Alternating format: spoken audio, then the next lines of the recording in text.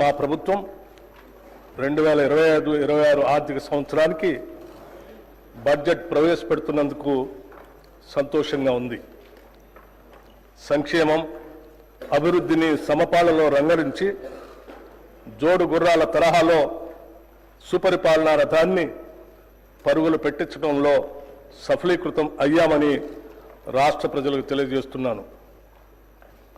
Doctor Babasaheb Ambedkar గారు భారతదేశాన్ని ఒక రాజకీయ, సామాజిక, ఆర్థిక న్యాయం అమలు చేసే పటిష్టమైన ప్రజాస్వామ్య దేశంగా చూడాలని అనుకున్నారు. అందుకే రాజ్యాంగ నైతికతను, కాన్స్టిట్యూషనల్ మొరాలిటీని ఆయన పదే పదే నొక్కి చెప్పారు. రాజ్యాంగ నిర్మాత సూచించిన ఆ నైతిక విలువలనే సరిగ్గా పాటిస్తూ మా ప్రజాపాలన సాగిస్తున్నాం.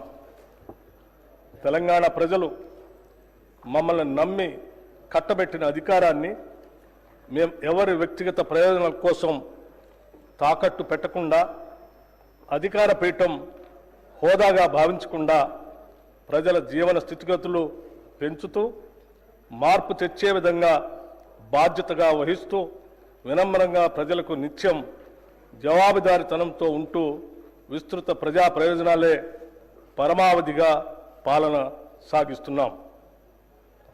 దశాబ్ద కాలం పాలనా వ్యవస్థల విధ్వంసం, ఆర్థిక అరాచకత్వంతో కూడిన పాలనతో ఛిద్రమైన తెలంగాణ పాలనా ఆర్థిక వ్యవస్థల్ని గాడిలో పెడుతూ తెలంగాణ తాత్కాలిక, దీర్ఘకాలిక ప్రయోజనాలు, లక్ష్యాలను దృష్టిలో ఉంచుకొని మా ప్రభుత్వం నిరంతరం పనిచేస్తుంది. నిజం కూడా ప్రతిరోజు ప్రచారంలో ఉండాలి.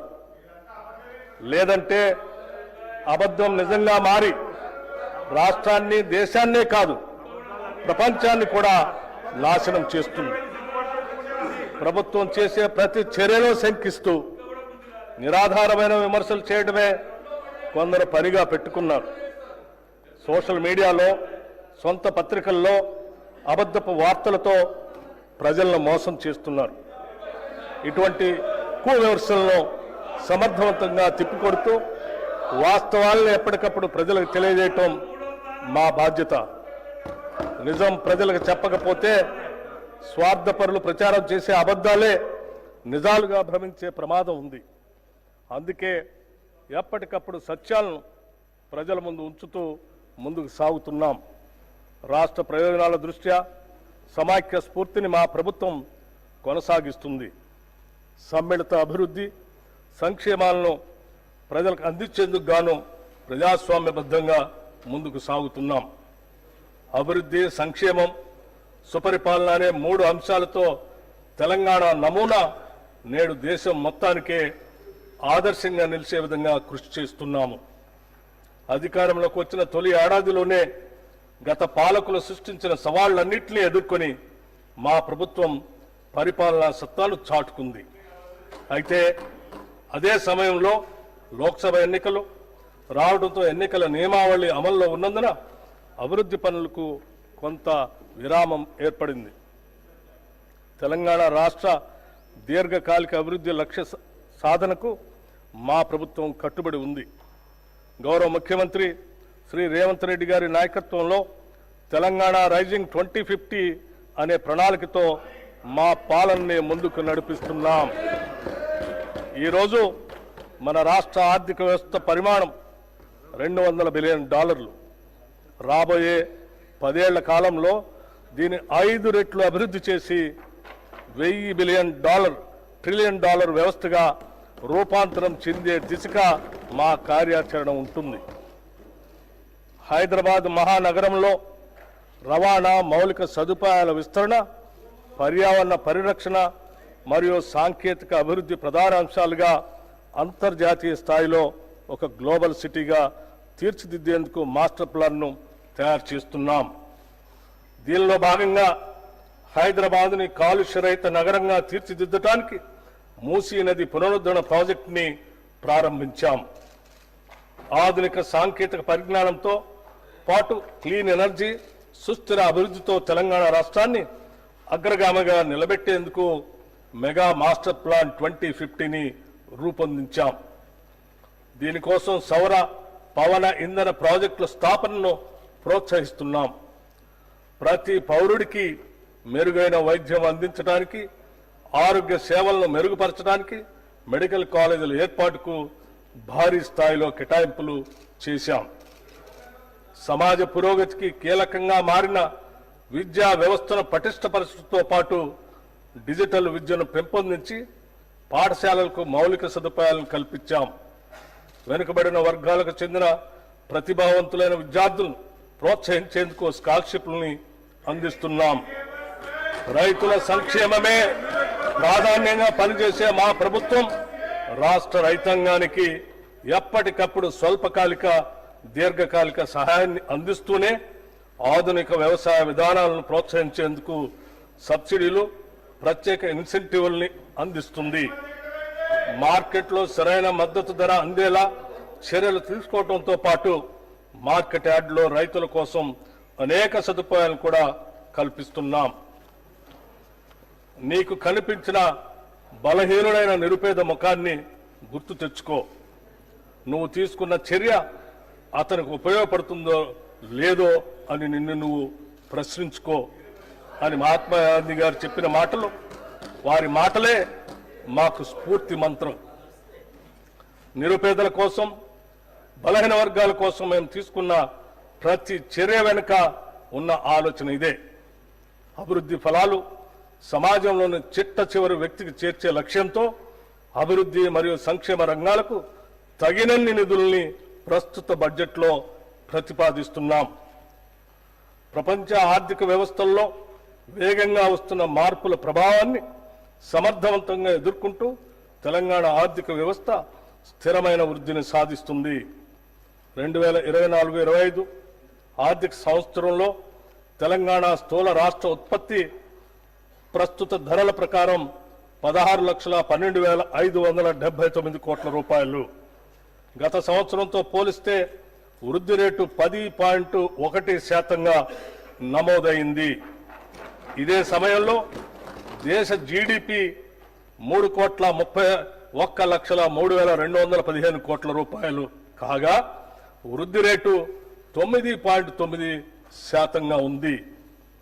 2024-25 ఆర్థిక సంవత్సరంలో ప్రస్తుత ధరల ప్రకారం రాష్ట్ర తలసరి ఆదాయం 3,79,751 రూపాయలు కాగా వృద్ధి రేటు 9.6%.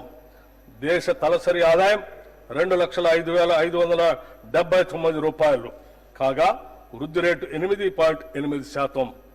దేశ తలసరి ఆదాయంతో పోలిస్తే తెలంగాణ తలసరి ఆదాయం 1,74,172 రూపాయలు, అంటే 1.8% రెట్లు ఎక్కువగా ఉంది. 2024-25లో తెలంగాణ జోడింపబడిన స్థూల విలువలో సేవా రంగం 66.3%, పారిశ్రామిక రంగం 16.4% మరియు వ్యవసాయ అనుబంధ రంగాలు 17.3% వాటాను కలిగి ఉన్నాయి. వ్యవసాయ అనుబంధ రంగాలు జీఎస్టీపీలో తక్కువ వాటా కలిగి ఉన్నప్పటికీ రాష్ట్ర మొత్తం శ్రామిక రంగంలో 42.7% మందికి ఉపాధి కల్పిస్తున్నాము. ఉచిత కరెంటు, రైతు భరోసా, పంట రుణమాఫీ, నీటిపారుదల ప్రాజెక్టులపై పెట్టుబడులు వంటి ప్రభుత్వ పథకాలు రైతాంగానికి ఆత్మవిశ్వాసాన్ని పెంపొందించాయి. అదే సమయంలో వ్యవసాయ రంగాన్ని పటిష్టవంతం చేసేందుకు గాను పళ్ల తోటలు, పశు సంరక్షణ, చేపల పెంపకం వంటి అనుబంధ వ్యవసాయ కార్యకలాపాలను ప్రోత్సహిస్తున్నాం.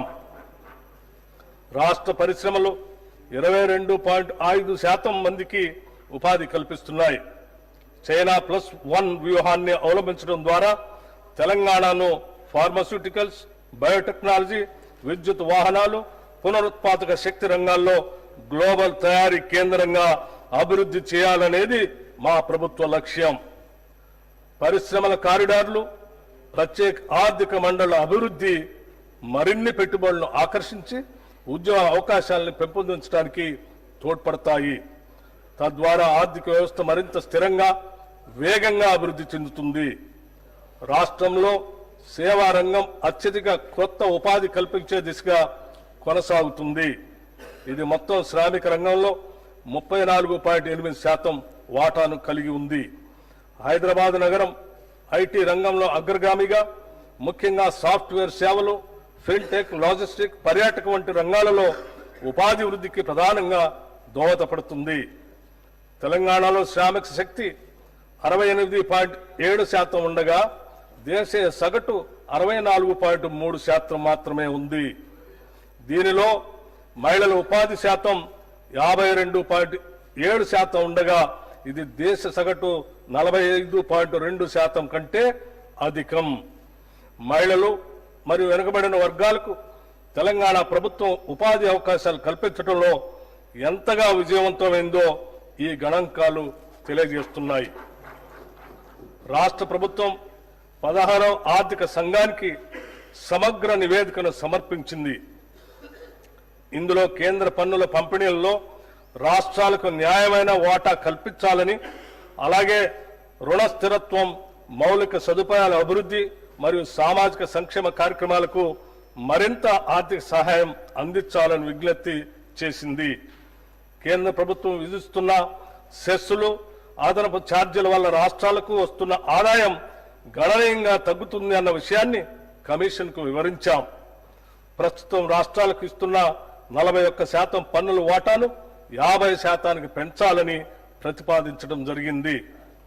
తెలంగాణతో సహా దక్షిణాది రాష్ట్రాలకు పన్నుల పంపిణీలో తగ్గుతున్న వాటాపై ప్రభుత్వం ఆందోళన వ్యక్తం చేసింది. తెలంగాణ 14వ ఆర్థిక సంఘం ద్వారా 2.437% నిధులు పంపిణీ జరిగితే 15వ ఆర్థిక సంఘం కాలంలో ఇది కేవలం 2.102% తగ్గింది. అభివృద్ధిలో ముందున్న రాష్ట్రాలకు తక్కువ నిధులు కేటాయించడం అన్యాయమని, దేశ ఆర్థిక వృద్ధికి దోహదపడుతున్న రాష్ట్రాలను ప్రోత్సహించే విధంగా పన్నుల పంపిణీ విధానాన్ని మరింత హేతుబద్ధంగా మార్చాలని తెలంగాణ ప్రభుత్వం వాదిస్తుంది. తెలంగాణ ప్రభుత్వం సమాంతర పన్నుల పంపిణీ సూత్రంలో సంస్కరణలు తీసుకురావాలని సూచించింది. ప్రస్తుతం ఉపయోగిస్తున్న తలసరి ఆదాయ దూరం అనే ప్రాతిపదిక ప్రాధాన్యతను తగ్గించి జీఎస్టీపీకి 50% వెయిటేజీని ఇవ్వాలని కోరింది. దేశ ఆర్థిక వృద్ధికి గణనీయంగా సహకరిస్తున్న రాష్ట్రాలకు మరింత హేతుబద్ధంగా వనరులు అందించడం ద్వారా దేశ అభివృద్ధిని ప్రోత్సహించాలని ఉద్దేశంతో ఈ సూచన ప్రతిపాదించడమైంది. మన న్యాయమైన వాటాను సాధించడంతో పాటు ఆర్థిక వనరులను సద్వినియోగం చేసుకుని ఆర్థిక వ్యవస్థను బలోపేతం చేయడానికి రాష్ట్ర ప్రభుత్వం కట్టుబడి ఉంది. మేము ప్రవేశపెట్టిన అభయహస్తంలోని ప్రతి అంశం సామాన్య ప్రజల కష్టాలను దృష్టిలో పెట్టుకుని రూపుదిద్దుకున్నవే. ఒక నిరుపేద తన రోజువారీ జీవితంలో ఏ కనీస సదుపాయాలు ఉండాలని కోరుకుంటాడో వాటినన్నింటినీ అభయహస్తంలో భాగంగా చేర్చడం జరిగింది. మహాలక్ష్మి, రైతు భరోసా, గృహజ్యోతి, ఇందిరమ్మ ఇళ్లు, చేయూత కింద పెన్షన్లు పంపిణీ వంటి పలు పథకాలను ప్రభుత్వం ఇప్పటికే సమర్థవంతంగా అమలు చేస్తుంది. మన ఆడబిడ్డలు పనికి వెళ్లాలన్నా, చదువుకోవటానికి బడికి వెళ్లాలన్నా, లేదా మొక్కు తీర్చుకోవటానికి ఓ గుడికి వెళ్లాలన్నా వారు ప్రయాణ ఖర్చుల గురించి ఆలోచించకుండా వెళ్లటానికి మహాలక్ష్మి పథకం కింద 2023 డిసెంబర్ 9న తేదీన రాష్ట్రంలోని మహిళలందరికీ ఉచిత బస్సు సౌకర్యాన్ని ప్రారంభించాం. నేటి వరకు రాష్ట్ర వ్యాప్తంగా 7,227 బస్సుల్లో 149.63 కోట్ల ఉచిత ప్రయాణాలు మహిళలు చేశారు. దీని ద్వారా 5,05,95 రూపాయలు మహిళలకు కూడా ఆదా అయింది. ప్రారంభ దశలో సాధారణ బస్సుల్లో 60% ఉన్న ఆర్టీసీ ఆక్యుపెన్సీ రేషియో 94%కి పెరిగింది. మహాలక్ష్మి ప్రత్యేక బస్సుల్లో ఈ ఆక్యుపెన్సీ రేషియో 100%గా నమోదవుతూ ఉంది. దీనివల్ల ఆర్టీసీ ఆర్థిక పరిస్థితి కూడా మెరుగుపడింది. బస్సుల సంఖ్యను పెంచడమే కాకుండా 6,400 మంది ఉద్యోగులను ఇప్పటికే అదనంగా నియమించడం జరిగింది. ప్రభుత్వం ఈ పథకం అమలుకు ఆర్టీసీకి క్రమం తప్పకుండా నిధులు చెల్లిస్తూ ఉంది. మహాలక్ష్మి పథకంలో భాగంగా అర్హులైన మహిళలకు గ్యాస్ సిలిండర్ను 500 రూపాయలకే పంపిణీ చేస్తున్నాం. ఈ పథకం ద్వారా 43 లక్షల కుటుంబాలు లబ్ధి చేరుతూ ఉంది. లబ్ధిదారులు ఉపయోగించిన సిలిండర్లకు సబ్సిడీ కింద రాష్ట్ర ప్రభుత్వం 433,20,00,000 చెల్లించింది. గృహజ్యోతి పథకం కింద 200 యూనిట్లకు లోబడి విద్యుత్తును వినియోగిస్తున్న వారికి ఉచిత విద్యుత్తుని అందిస్తున్నాము. ఈ పథకం కింద 50 లక్షల కుటుంబాలు లబ్ధి పొందుతున్నాయి. ఈ పథకం కోసం ఇప్పటికే 1,775 కోట్లు 15 లక్షల రూపాయలు విద్యుత్ సంస్థలకి సబ్సిడీగా చెల్లించడం జరిగింది. ఇందిరమ్మ ఇళ్ల పథకాన్ని 2024 మార్చి నెలలో ప్రారంభించి ఇళ్ల పట్టాలను ఆడబిడ్డల పేరుతోనే ఇవ్వాలని నిర్ణయించాం. 22,500 కోట్ల రూపాయల అంచనా వ్యయంతో ప్రతి నియోజకవర్గానికి కనీసం 3,500 చొప్పున మొత్తం 4,50,000 ఇళ్లను మంజూరు చేస్తాం.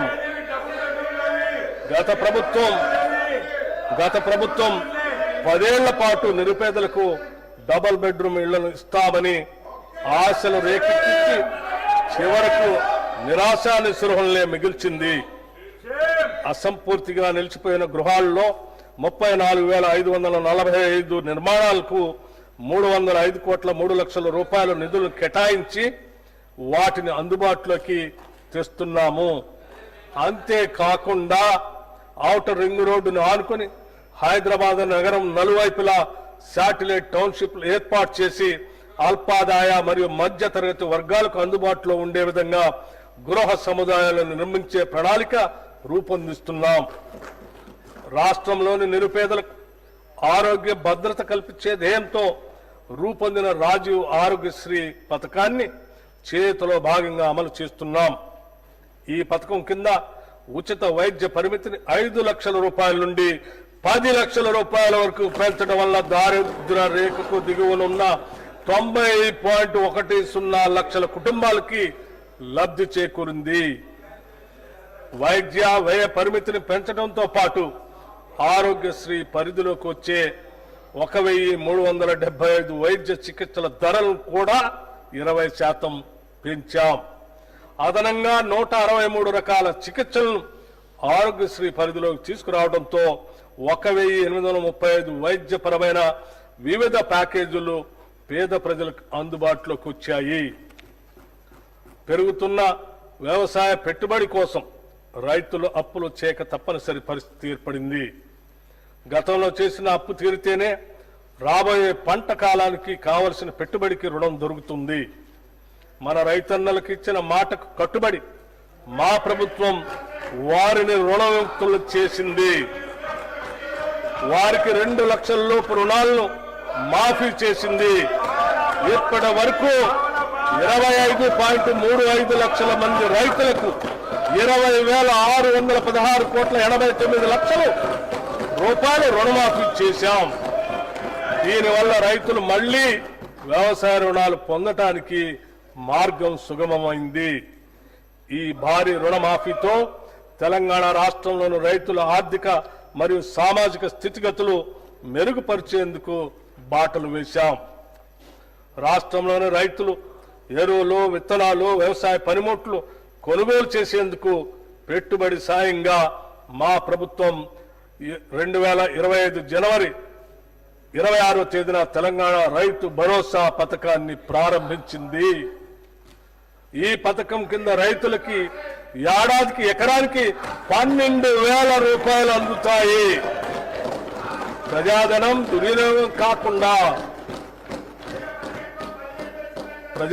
దుర్వినియోగం కాకుండా అవకతవకలకు అడ్డుకట్ట వేసి సాగుకు యోగ్యమైన భూములన్నింటికీ రైతు భరోసా అందిస్తున్నాం. క్షేత్రస్థాయిలో సర్వే చేసి గ్రామ సభల్లో ధృవీకరించి సాగుకు యోగ్యం కాని భూమిని గుర్తించడం ద్వారా ఈ వృధాన్ని అరికట్టాము.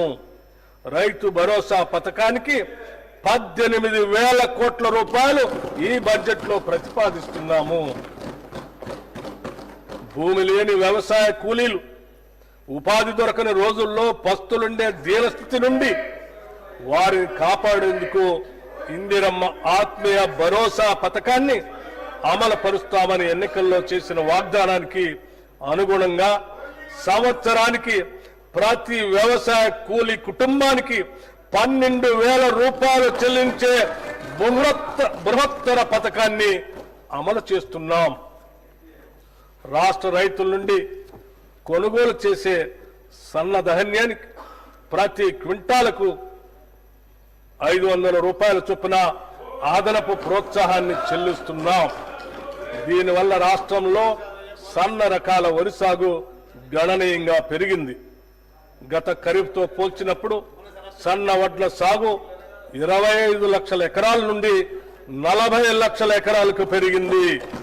మా ప్రభుత్వం ఇస్తున్న బోనస్ మరియు ప్రతి చివర వడ్ల గింజ కూడా కొంటామని మేము చేసిన వాగ్దానమే దీనికి ప్రత్యక్ష కారణం. ఫలితంగా రైతులకు చక్కని గిట్టుబాటు ధర లభిస్తున్నది. ఖరీఫ్ సీజన్లో సన్న వడ్లు పండించిన రైతులకి 1,206,44 కోట్ల రూపాయల బోనస్ చెల్లించడం జరిగింది. రైతుల సౌకర్యార్థం 2024-25 ఖరీఫ్ సీజన్లో 8,332 ధాన్యం కొనుగోలు కేంద్రాలను ఏర్పాటు చేసి వారికి ఎటువంటి ఇబ్బందులు లేకుండా చేశాం. అకాల వర్షాల వల్ల ధాన్యం పాడవకుండా పండిన ధాన్యాన్ని రైతులు కొనుగోలు కేంద్రాలకు తీసుకువచ్చే సమయంలో ఎటువంటి నష్టం జరగకుండా గంట గంటకు వాతావరణ సూచనలు అటు రైతులకు ఇటు కొనుగోలు కేంద్రాలకు తెలియజేస్తున్నాం. అధునాతన డ్రైయర్లు, ధాన్యం క్లీనర్లు, తగినన్ని టార్పాలిన్లు రైతులకు అందుబాటులో ఉంచడం జరిగింది. వ్యవసాయ మార్కెట్ యార్డుల్లో వసతుల అభివృద్ధికి 181.98 కోట్ల రూపాయల వ్యయంతో వివిధ అభివృద్ధి పనులను చేపట్టాం. 2024-25 ఖరీఫ్ సీజన్లో 10,35,484 మంది రైతుల నుండి ధాన్యం కొనుగోలు చేసి 12,511 కోట్ల 76 లక్షల రూపాయలు వారి ఖాతాల్లో జమ చేయటమైంది. కేంద్ర ప్రాయోజిత పథకాల ద్వారా రాష్ట్ర రైతుల ప్రయాణం కోసం అన్ని చర్యలు తీసుకుంటున్నాం. రాష్ట్రంలో ఆయిల్ పామ్ సాగును విస్తృతంగా చేపట్టాలన్న ప్రభుత్వ లక్ష్యంతో ప్రోత్సాహక సబ్సిడీని అందిస్తున్నాం. ఆయిల్ పామ్ దిగుమతులపై కస్టమ్స్ సుంకం లేని కారణంగా మన రైతులకు సరైన ధర లభించనందున కేంద్ర ప్రభుత్వంతో సంప్రదింపులు జరిపి ఆయిల్ పామ్ దిగుమతులపై కస్టమ్స్ సుంకం విధించేలాగా కృషి చేశాం. తద్వారా ఆయిల్ పామ్ రైతులకు టన్నుకి 2,000 రూపాయలు అదనపు లబ్ధి చేకూరి ఆయిల్ పామ్ సాగు మరింత లాభదాయకంగాను ఆకర్షణీయంగాను మారింది. ఉద్యానవన సాగులో బిందు సేద్యం కొరకు సౌర విద్యుత్తును ఉపయోగించే రైతులకు ప్రాధాన్యతనిచ్చి వారికి ప్రోత్సాహక సబ్సిడీని అందిస్తాం. వ్యవసాయ శాఖకు ఈ బడ్జెట్లో 24,439 కోట్ల రూపాయల్ని ప్రతిపాదిస్తున్నాం. పశువులు వ్యాధుల బారిన పడకుండా నిరోధించే టీకాలను ఉత్పత్తి చేసే తెలంగాణ పశు వైద్య టీకా ఉత్పత్తి కేంద్రం హైదరాబాద్ శాంతినగర్లో ఉంది. ఈ వెటర్నరీ బయోలాజికల్ రీసెర్చ్ ఇన్స్టిట్యూట్ ని మామిడిపల్లికి తరలించి 300 కోట్ల రూపాయలతో భారీగా విస్తరింపజేస్తున్నాం. అంతేకాకుండా కొత్త వ్యాక్సిన్ల ఆవిష్కరణకు అవసరమైన పరిశోధనలు చేపట్టే నిమిత్తం 100 కోట్ల రూపాయలతో అధునాతన యంత్రాలను తెప్పిస్తున్నాం. నూతనంగా ఏర్పాటయ్యే ఈ టీకాల కేంద్రంలో బ్యాక్టీరియల్ వైరల్ వ్యాక్సిన్ ప్రొడక్షన్ ప్లాంట్లు, క్వాలిటీ కంట్రోల్, యానిమల్ టెస్టింగ్ ల్యాబ్లు, R&D, యానిమల్ బ్రీడింగ్ సెంటర్ వంటి వాటితో పాటు స్టాఫ్ క్వార్టర్స్ కూడా నిర్మిస్తాం. మన రాష్ట్రం నుండి భారీగా చేపల ఎగుమతిని ప్రోత్సహించడానికి రంగారెడ్డి జిల్లా కోహెడలో ఎక్స్పోర్ట్ ఓరియంటెడ్ హోల్సేల్ చేపల మార్కెట్ను 47 కోట్ల రూపాయల వ్యయంతో నిర్మించాలని ప్రతిపాదించాం. రాష్ట్రంలో మేలుజాతి పాడి పశువులను వృద్ధి చేయడానికి రంగారెడ్డి జిల్లా కంసాన్పల్లిలో ఒక కొత్త ఫ్రోజన్ 7 బుల్ స్టేషన్ను 21 కోట్ల 6 లక్షల రూపాయల వ్యయంతో నిర్మిస్తున్నాం. దీని అతి త్వరలోనే అందుబాటులోకి తీసుకొని వస్తాం. దీని ద్వారా సంవత్సరానికి సుమారు 10 లక్షల ఫ్రోజన్ సిమెంట్ డోసుల ఉత్పత్తి సామర్థ్యం ఏర్పడుతుంది. పశుసంవర్ధక శాఖకు ఈ బడ్జెట్లో 1674 కోట్ల రూపాయలు ప్రతిపాదిస్తున్నాము. భూమి అనేది ఒక స్థిరాస్తి మాత్రమే కాదు, అది ఒక భావోద్వేగం. భూమితో ఉన్న అనుబంధం కన్నతల్లితో సొంత ఊరితో ఉన్న అనుబంధంతో సమానం. ఒక వ్యక్తి తన భూమిని కోల్పోయినప్పుడు తన అస్తిత్వాన్నే పోగొట్టుకున్నట్లు భావిస్తాడు. అటువంటి భావుకతతో ముడిపడి ఉన్న అంశంలో గత ప్రభుత్వ హయాంలో చేపట్టిన ధరణి ప్రాజెక్టులో చోటు చేసుకున్న అక్రమాల వల్ల సామాన్యులకు తీరని వేదన మిగిలింది. సమస్యల పరిష్కారాన్ని కోరుతూ ప్రజలు చేసుకున్న దరఖాస్తులు కూడా పరిష్కరించలేని దుస్థితి అప్పట్లో ఏర్పడింది. వీటి పరిష్కరణ వేగవంతం చేయడానికి జిల్లా కలెక్టర్లకు మాత్రమే ఉన్న పరిష్కరణ అధికారాన్ని తహసీల్దార్ ఆర్డీఓలకి బదిలీ చేస్తూ మార్గదర్శకాలని విడుదల చేశాం. తెలంగాణ ప్రభుత్వం ఒక చారిత్రాత్మక సంస్కరణగా భూభారతి చట్టాన్ని తీసుకువచ్చింది. ఈ చట్టంలోని నిబంధనలు పారదర్శకంగా, సమగ్రంగా, భూ వివాదాలకు తావు లేకుండా భూ యజమానుల హక్కులు పూర్తిగా పరిరక్షించడానికి రూపొందించబడ్డాయి. డిజిటల్ మ్యాపింగ్ వ్యవస్థ, ఆధునిక సాంకేతికను ఉపయోగించడం ద్వారా భూభారతి లావాదేవీల్ని సులభతరం చేసి సక్రమమైన భూ రికార్డు వ్యవస్థను ఏర్పరచడానికి దోహదం చేస్తుంది. భూ పరిపాలన మరింత బలోపేతం చేయడానికి 10,954 గ్రామ స్థాయి అధికారుల పోస్టుల్ని మంజూరు చేశాం. దీనితో క్షేత్రస్థాయిలో రెవెన్యూ అధికారుల పాత్రని పునరుద్ధరించి భూ సమస్యలను వేగంగా పరిష్కరించే సమర్థవంతమైన పాలనా వ్యవస్థని తెస్తున్నాం.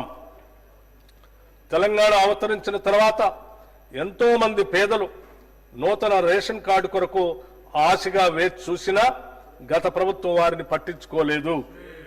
కనీసం కొత్త కుటుంబ సభ్యుల పేర్లను కూడా రేషన్ కార్డులో జత చేయలేదు.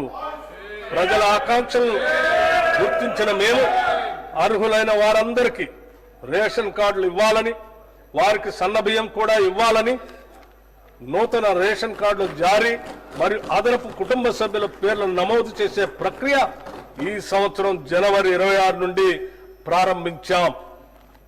పౌర సరఫరా శాఖకి ఈ బడ్జెట్లో 5,734 కోట్ల రూపాయలు ప్రతిపాదిస్తున్నాం. విద్యతోనే సామాజిక అభివృద్ధి సాధ్యం. ముఖ్యంగా పేద మరియు వెనుకబడిన తరగతులకు చెందిన పిల్లల సురక్షిత భవిష్యత్తుకి విద్య ఒక దారిని చూపుతుంది.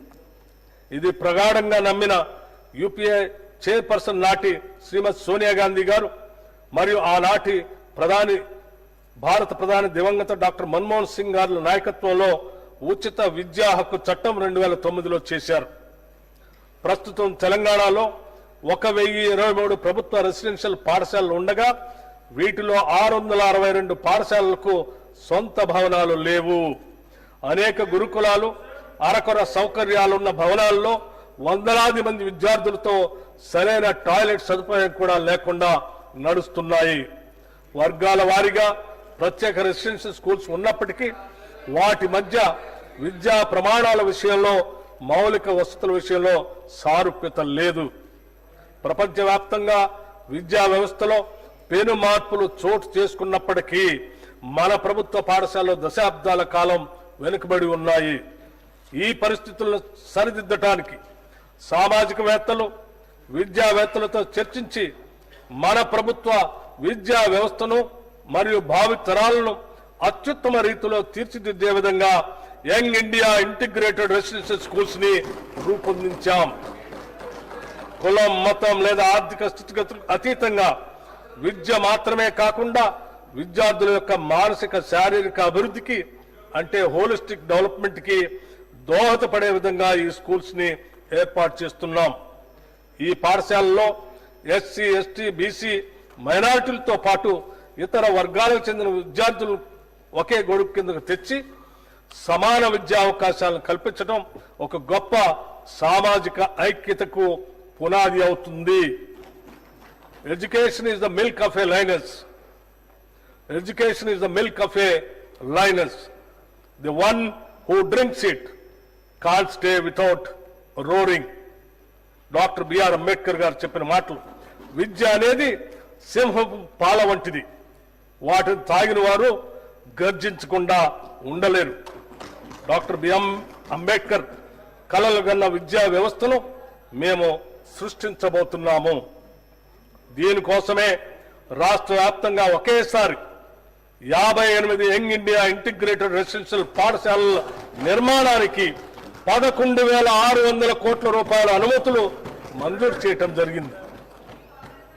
మేము తీసుకున్న ఈ నిర్ణయం ఒక చారిత్రాత్మకం. ప్రతి నియోజకవర్గంలో కనీసం ఒక ఇండియా రెసిడెన్షియల్ స్కూల్ ని ప్రారంభిస్తాం. ఈ ఇంటిగ్రేటెడ్ స్కూల్స్ 20 నుంచి 25 ఎకరాల విస్తీర్ణంలో నిర్మించబడతాయి. విద్యారంగంలో వస్తున్న మార్పులకి అనుగుణంగా ఆధునిక వసతులతో ప్రైవేటు పాఠశాలకు దీటైన విద్యను అందించేందుకు వీటిని అభివృద్ధి చేస్తున్నాం. ఆడిటోరియాలు, dining halls, digital class rooms, క్రీడా మైదానాలు, క్రికెట్ మరియు ఫుట్బాల్ గ్రౌండ్స్ లాంటి ఆధునిక సదుపాయాలు అందుబాటులో ఉంటాయి. విద్యార్థుల నిరంతర పర్యవేక్షణకు వీలుగా ఈ పాఠశాల ప్రాంగణాల్లోనే బోధనా సిబ్బందికి నివాస సముదాయాలు కూడా ఏర్పాటు చేస్తున్నాం. ఈ స్కూళ్లలో పవన మరియు సౌరశక్తిని విరివిగా వినియోగిస్తాం. ఈ స్కూళ్లలోని విద్యార్థులకు వసతి, భోజనం, యూనిఫామ్లు, నోటు మరియు పాఠ్య పుస్తకాలు మరియు ఇతర ఆవశ్యక వస్తువులన్నీ ఉచితంగా అందించబడతాయి. పాఠ్యాంశంతో పాటు వీరికి ఐఐటి, నీట్ మరియు ఇతర పోటీ పరీక్షలకు సన్నద్ధం చేసేందుకు ప్రత్యేక శిక్షణ ఇవ్వబడుతుంది. విద్యతో పాటు శారీరక మరియు మానసిక దృఢత్వానికి అవసరమైన క్రీడలు, కళలు, పోటీలకు సమాన ప్రాధాన్యత ఉంటుంది. రాష్ట్ర వ్యాప్తంగా పాఠశాలలు ప్రారంభం అయ్యే రోజే విద్యార్థులందరికీ పాఠ్య పుస్తకాలను, యూనిఫామ్లు అందజేస్తున్నాం. ప్రభుత్వ విద్యా సంస్థలన్నింటికీ ఉచిత విద్యుత్ సరఫరాని అందిస్తున్నాం. త్వరలో రాష్ట్రంలోని అన్ని పాఠశాలలకు గ్రీన్ విద్యుత్ని అందిస్తాం. పిల్లల శారీరక, మానసిక ఆరోగ్యానికి సంతులిత పౌష్టిక ఆహార ప్రాధాన్యతను గుర్తించి రాష్ట్రంలోని అన్ని గురుకులాలు, అన్ని సంక్షేమ శాఖలకు చెందిన అనుబంధ హాస్టల్లో మరియు కస్తూర్బా గాంధీ బాలికల పాఠశాలలో డైట్ ఛార్జీలు 40% మరియు కాస్మెటిక్ ఛార్జీలు 200% పెంచాం. ఈ పెంపు వల్ల తెలంగాణ వ్యాప్తంగా 7.66 లక్షల మంది విద్యార్థులకి లబ్ధి చేకూరుతుంది. రాష్ట్ర వ్యాప్తంగా ఉన్న సంక్షేమ వసతి గృహాల్లో చదువుకునే విద్యార్థులందరికీ ఒకే తరహా భోజనం ఇచ్చేందుకు కామన్ డైట్ పథకాన్ని ప్రారంభించాం. ప్రభుత్వ పాఠశాలలో చదివే 10వ తరగతి విద్యార్థులకి సాయంత్రం వేళ స్నాక్స్ కూడా ఇస్తున్నాం. పాఠశాలలో అమలుపరిచే మధ్యాహ్న భోజన పథకం మరియు సంక్షేమ వసతి గృహాల్లో ఆహార పదార్థాలను తయారు చేసి నిల్వ ఉంచే విషయంలో ఒక నిర్దిష్ట వ్యవహార శైలిని పాటించడం ద్వారా విద్యార్థులకు పరిశుద్ధమైన మరియు ఆరోగ్యకరమైన ఆహారాన్ని అందించడం సాధ్యమవుతుంది. దీనికోసం ఒక స్టాండర్డ్ ఆపరేటింగ్ ప్రొసీజర్ SOPని రూపొందించి అమలు చేస్తున్నాం. Education is future insurance. విద్య భవిష్యత్తుకి బీమా కనుక విద్యా వ్యవస్థను బలోపేతం చేసేందుకు రాష్ట్ర విద్యారంగంలో పలు సంస్కరణలు చేపట్టాం. అంతర్జాతీయ ప్రమాణాలతో కూడిన విద్యను అందించే లక్ష్యంతో ఒక సమగ్ర విధాన రూపకల్పనకి తెలంగాణ విద్యా కమిషన్ను ఏర్పాటు చేశాం.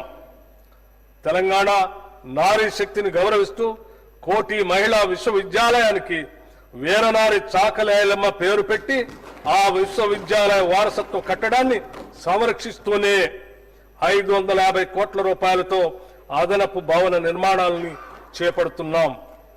తెలుగు విశ్వవిద్యాలయానికి తెలంగాణ వైతాళికుడు సురవరం ప్రతాప్ రెడ్డి పేరును, ఇండియన్ ఇన్స్టిట్యూట్ ఆఫ్ హ్యాండ్లూమ్ టెక్నాలజీకి శ్రీ కొండా లక్ష్మణ్ బాపూజీ పేరును పెట్టడం జరిగింది. విద్యాశాఖకి ఈ బడ్జెట్లో 108 కోట్ల రూపాయలు ప్రతిపాదిస్తున్నాం. No plan for the future development of the country can be deemed to be complete, which does not provide for technical and scientific training. Doctor BR Ambedkar garu సాంకేతిక మరియు శాస్త్రీయ శిక్షణను అందించిన దేశం భవిష్యత్ అభివృద్ధికి సంబంధించిన ఏ ప్రణాళికను పూర్తి చేసినట్లుగా భావించలేము. వీరి మాటల్ని దూరదృష్టితో అర్ధ శతాబ్దానికి పూర్వం చెప్పిన ఈ మాటలు నేటికి మన సమాజానికి వర్తిస్తాయి. అందుకే యువతలో శాస్త్ర సాంకేతిక నైపుణ్యతను పెంపొందించే ఉద్దేశంతో ప్రభుత్వ ప్రైవేటు భాగస్వామ్యంతో యంగ్ ఇండియా స్కిల్ యూనివర్సిటీని స్థాపించాం. బోధనాంశాలకు పారిశ్రామిక అవసరాలకు మధ్య ఉన్న అంతరాన్ని తొలగించి నిరుద్యోగ యువతి ఉపాధి అవకాశాలను పెంపొందించే లక్ష్యంతో ఈ యూనివర్సిటీ పనిచేస్తుంది. మహాత్మా గాంధీ గారు స్వాతంత్ర సమరోద్యమంలో యువతను చైతన్యపరచడానికి నడిపిన యంగ్ ఇండియా పత్రిక పేరునే ఈ యూనివర్సిటీకి పెట్టడం గమనార్హం.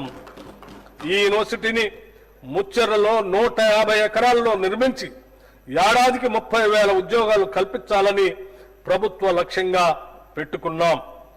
సింగపూర్ ప్రభుత్వ ఆధ్వర్యంలోని ఇన్స్టిట్యూట్ ఆఫ్ టెక్నికల్ ఎడ్యుకేషన్ ప్రపంచంలోనే మేటి సంస్థ. వారి భాగస్వామ్యంతో young India skill university master ట్రైనర్లకు శిక్షణ ఇస్తున్నాము. వివిధ పరిశ్రమల భాగస్వామ్యంతో ఈ యూనివర్సిటీలో అందించే కోర్సులు అటు యువతకు ఇటు పరిశ్రమలకు ఎంతో ఉపయుక్తంగా ఉండేలా రూపొందించాం. ఈ యూనివర్సిటీలో ప్రస్తుతం 5 కోర్సులు ప్రారంభమైనాయి. మున్ముందు యానిమేషన్, టూరిజం మరియు హాస్పిటాలిటీ, బ్యాంకింగ్, ఫైనాన్షియల్ సర్వీసెస్, నిర్మాణ రంగం, రిటైల్ రంగం, మీడియా, సినిమా రంగం, నౌకా మరియు విమాన మెయింటెనెన్స్ రంగం, ఆర్టిఫిషియల్ ఇంటెలిజెన్స్ వంటి అత్యాధునిక టెక్నాలజీ కోర్సులు కూడా ప్రారంభించబోతున్నాం. తెలంగాణ యువతను విద్యార్థులను నిపుణులుగా తీర్చిదిద్దేందుకు రాష్ట్ర ప్రభుత్వం ఫ్యూచర్ సిటీలో ప్రత్యేకంగా 200 ఎకరాల్లో ఆర్టిఫిషియల్ ఇంటెలిజెన్స్ సిటీని నెలకొల్పాలని నిర్ణయించింది. ఈ సిటీలో ప్రత్యేక విశ్వవిద్యాలయాన్ని, డేటా సెంటర్లను, కంప్యూటింగ్ సౌకర్యాలను, పౌరులకు అవగాహన కల్పించే కేంద్రాన్ని స్థాపించడానికి తగిన చర్యలు ప్రారంభించాం. కేంద్ర గణాంక శాఖ నిర్వహించిన పీరియాడిక్ లేబర్ ఫోర్స్ సర్వే ప్రకారం తెలంగాణలో 2023 జులై సెప్టెంబర్ కాలంలో నిరుద్యోగ రేటు 22.9% ఉండగా 2024 జులై సెప్టెంబర్ కాలంలో అది 18.1%కి తగ్గింది. మా ప్రభుత్వం చేస్తున్న నైపుణ్య శిక్షణ కార్యక్రమాలు, ప్రభుత్వ ఉద్యోగ నియామకాలు, యువ పారిశ్రామికులకు ఇస్తున్న ప్రోత్సాహాల వల్లే ఇది సాధ్యమైంది. సమర్థవంతమైన విధానాల రూపకల్పన మరియు కార్యాచరణ చక్కటి ఫలితాలు ఇస్తాయన్న దానికి ఇది నిదర్శనం. మా ప్రభుత్వం అధికారం చేపట్టిన వెంటనే ఉద్యోగ నియామకాలపై దృష్టి సారించి పోలీస్, రెసిడెన్షియల్ స్కూల్స్, వైద్య, ఆరోగ్య మరియు ఇతర శాఖల్లో 57,946 ఉద్యోగాల ఎంపిక ప్రక్రియ పూర్తి చేశాం.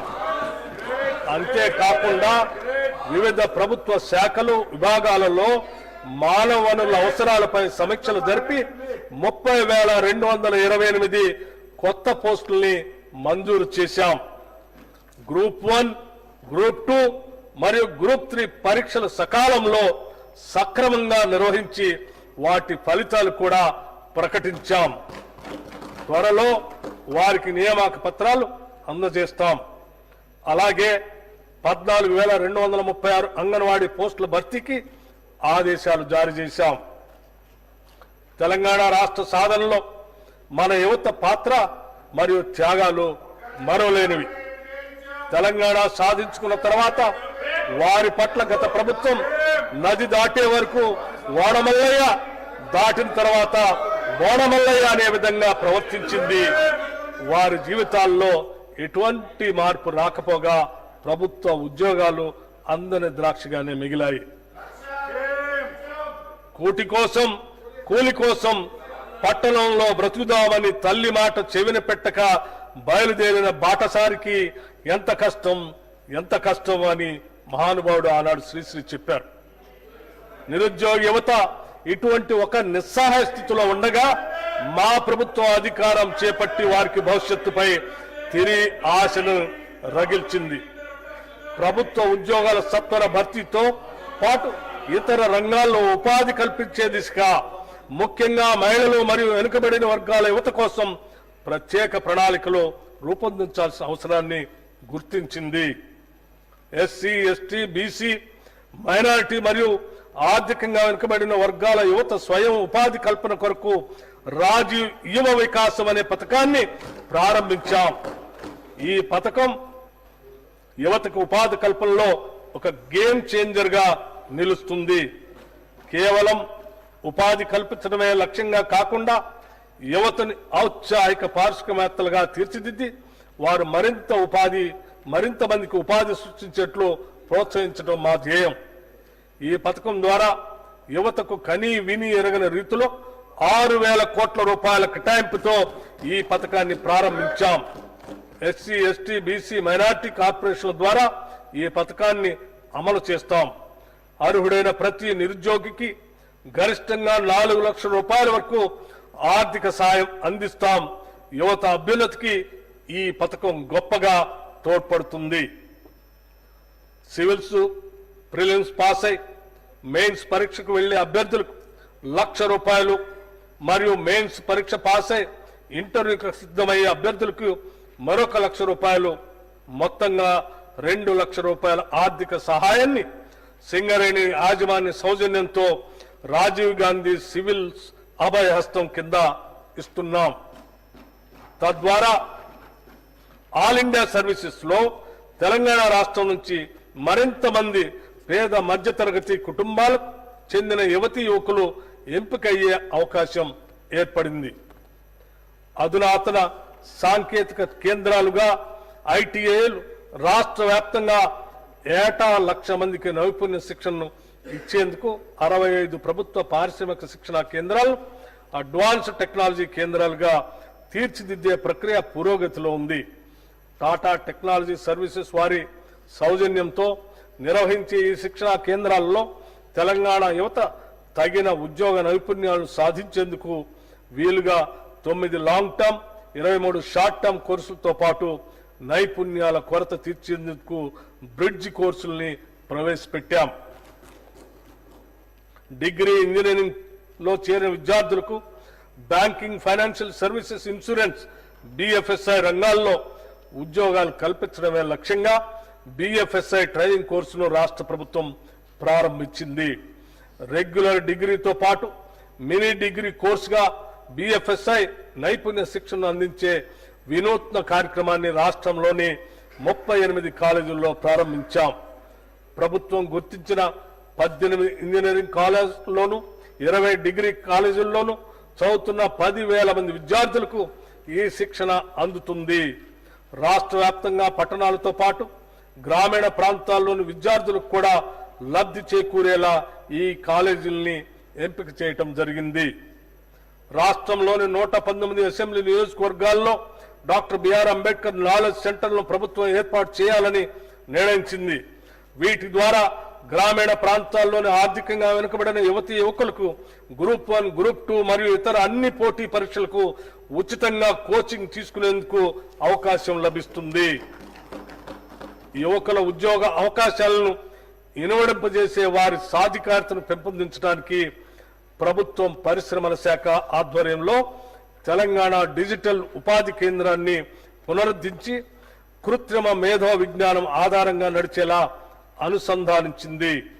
దీని ద్వారా పరిశ్రమలు మరియు వివిధ రంగాల అవసరాలకు కావలసిన నిపుణులు గుర్తించి నియమించుకునే వెసులుబాటు కలుగుతుంది. ఈ బడ్జెట్లో కార్మిక మరియు ఉపాధి కల్పన శాఖకు 900 కోట్ల రూపాయలు ప్రతిపాదిస్తున్నాం.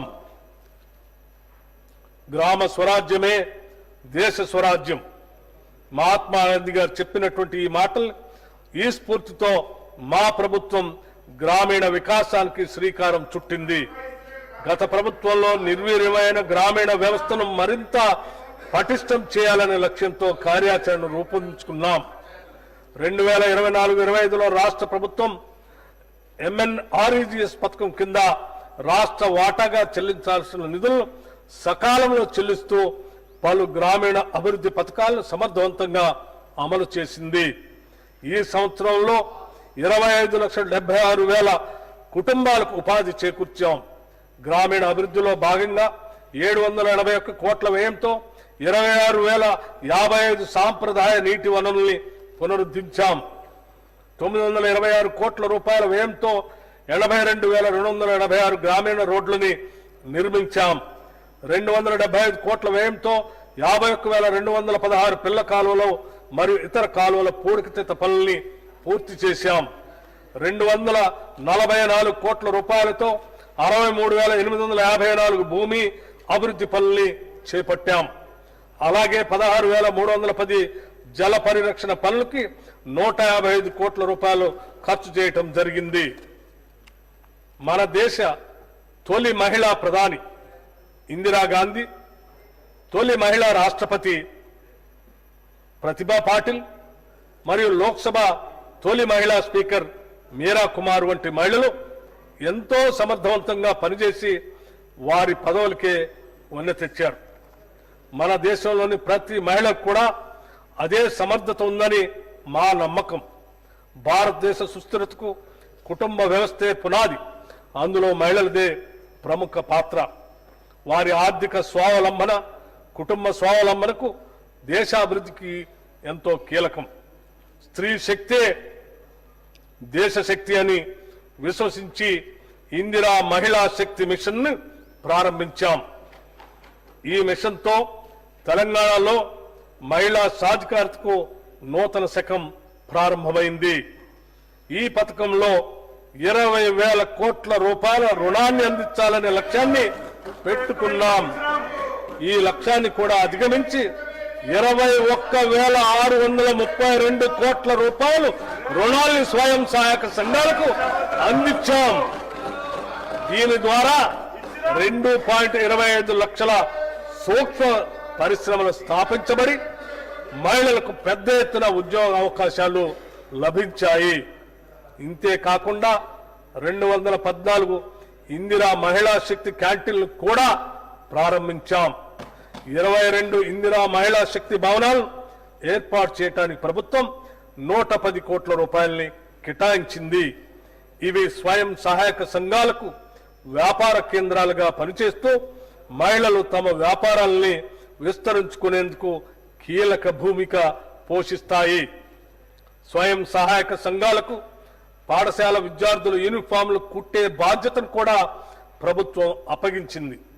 యూనిఫామ్ కుట్టు ఛార్జీలను జతకు 75 రూపాయలకు పెంచడం జరిగింది. దానివల్ల నేటి వరకు స్వయం సహాయక సంఘాలు 37.5 లక్షల యూనిఫామ్లు కుట్టడం ద్వారా దాదాపు 28 కోట్ల రూపాయల ఆదాయాన్ని సంపాదించాయి. ఇది మహిళలకు స్వయం ఉపాధి అవకాశాలను పెంచడంలో కీలకమైన ముందడుగు. అమ్మ ఆదర్శ పాఠశాల కార్యక్రమం ద్వారా 23,701 మౌలిక సదుపాయాల ప్రాజెక్టులు 634 కోట్ల రూపాయల వ్యయంతో స్వయం సహాయక సంఘాలకు అప్పగించబడ్డాయి. వ్యాపార నిర్వహణలో మహిళలను మరింత ప్రోత్సహించడానికి ప్రతి మండలంలో వారితో రైసు మిల్లులు మరియు మినీ గోదాములు స్థాపించి నిర్వహించే విధంగా సహాయ సహకారాలు అందిస్తాం. ఐకేపీ కేంద్రాల్లో కొన్న ధాన్యాన్ని కూడా ఆ మిల్లుల్లో మిల్లింగ్ చేయించి ఎఫ్సీఐకి సరఫరా చేసే బాధ్యత మహిళా స్వయం సహాయక సంఘాలకి అప్పగిస్తాం. రుణ బీమా పథకం కింద ఒక్కో స్వయం సహాయక సంఘ సభ్యురాలకి 2 లక్షల రూపాయల సహజ మరణ బీమా మరియు 10 లక్షల రూపాయల ప్రమాద బీమా అందించబడుతుంది. తద్వారా స్వయం సహాయక సంఘాల సభ్యులకు ఆర్థిక రక్షణ కల్పించడమే ప్రభుత్వ లక్ష్యం. మహిళలు గొప్ప వ్యాపారవేత్తలుగా రాణించగలరని ఇప్పటికే రుజువైంది. రిటైల్ రవాణా రంగాలలో మహిళా పారిశ్రామికవేత్తలకు కొత్త అవకాశాలు కల్పిస్తున్నాం. ఇప్పటికే 32 మొబైల్ ఫిష్ రిటైల్ అవుట్లెట్లు ఏర్పాటు చేయబడ్డాయి. నారాయణపేటలో తొలి స్వయం సహాయక సంఘాల మహిళలు నడిపే పెట్రోల్ బంక్ 1,23,00,000 రూపాయల పెట్టుబడితో ప్రారంభించబడింది. రాష్ట్ర వ్యాప్తంగా ఇటువంటి మరిన్ని పెట్రోల్ బంకులు ఏర్పాటు చేసేలాగా ప్రభుత్వం ప్రోత్సహిస్తుంది.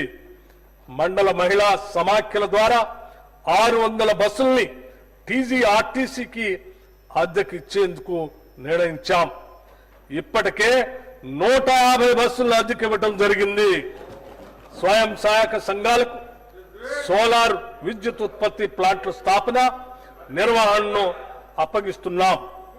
ఈ సంఘాల ద్వారా రాష్ట్ర వ్యాప్తంగా సోలార్ పవర్ ప్లాంట్లను ఏర్పాటు చేయడానికి SERP, TG REDCO, TG SPDCL మరియు టీజీ ఎన్పీడీసీఎల్ మధ్య అవగాహన ఒప్పందం కుదిరింది. ఈ ప్రాజెక్టు ద్వారా 1000 మెగావాట్ల సోలార్ విద్యుత్ ఉత్పత్తి అవ్వటమే కాకుండా మహిళలకు జీవనోపాధి లభిస్తుంది. 1 కోటి మంది మహిళలకు ఇందిరా మహిళా శక్తి మిషన్ పథకం ద్వారా 1,00,000 కోట్ల రూపాయలు వడ్డీ లేని రుణాల్ని అందిస్తాం. పంచాయతీరాజ్ మరియు గ్రామీణ అభివృద్ధి శాఖకు ఈ బడ్జెట్లో 31,605 కోట్ల రూపాయలు ప్రతిపాదిస్తున్నాం.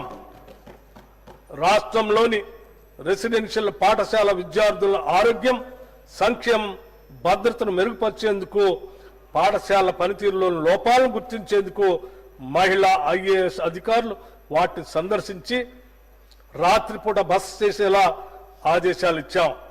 వాటి పనితీరును మెరుగుపరచడానికి తక్షణమే తీసుకోవాల్సిన చర్యలతో పాటు దీర్ఘకాలిక చర్యలను కూడా సిఫార్సు చేయాలని వారిని ఆదేశించాం.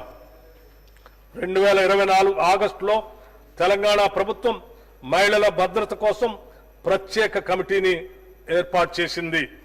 ఈ కమిటీలో మహిళా మంత్రులు, అధికారులు సభ్యులుగా ఉంటారు.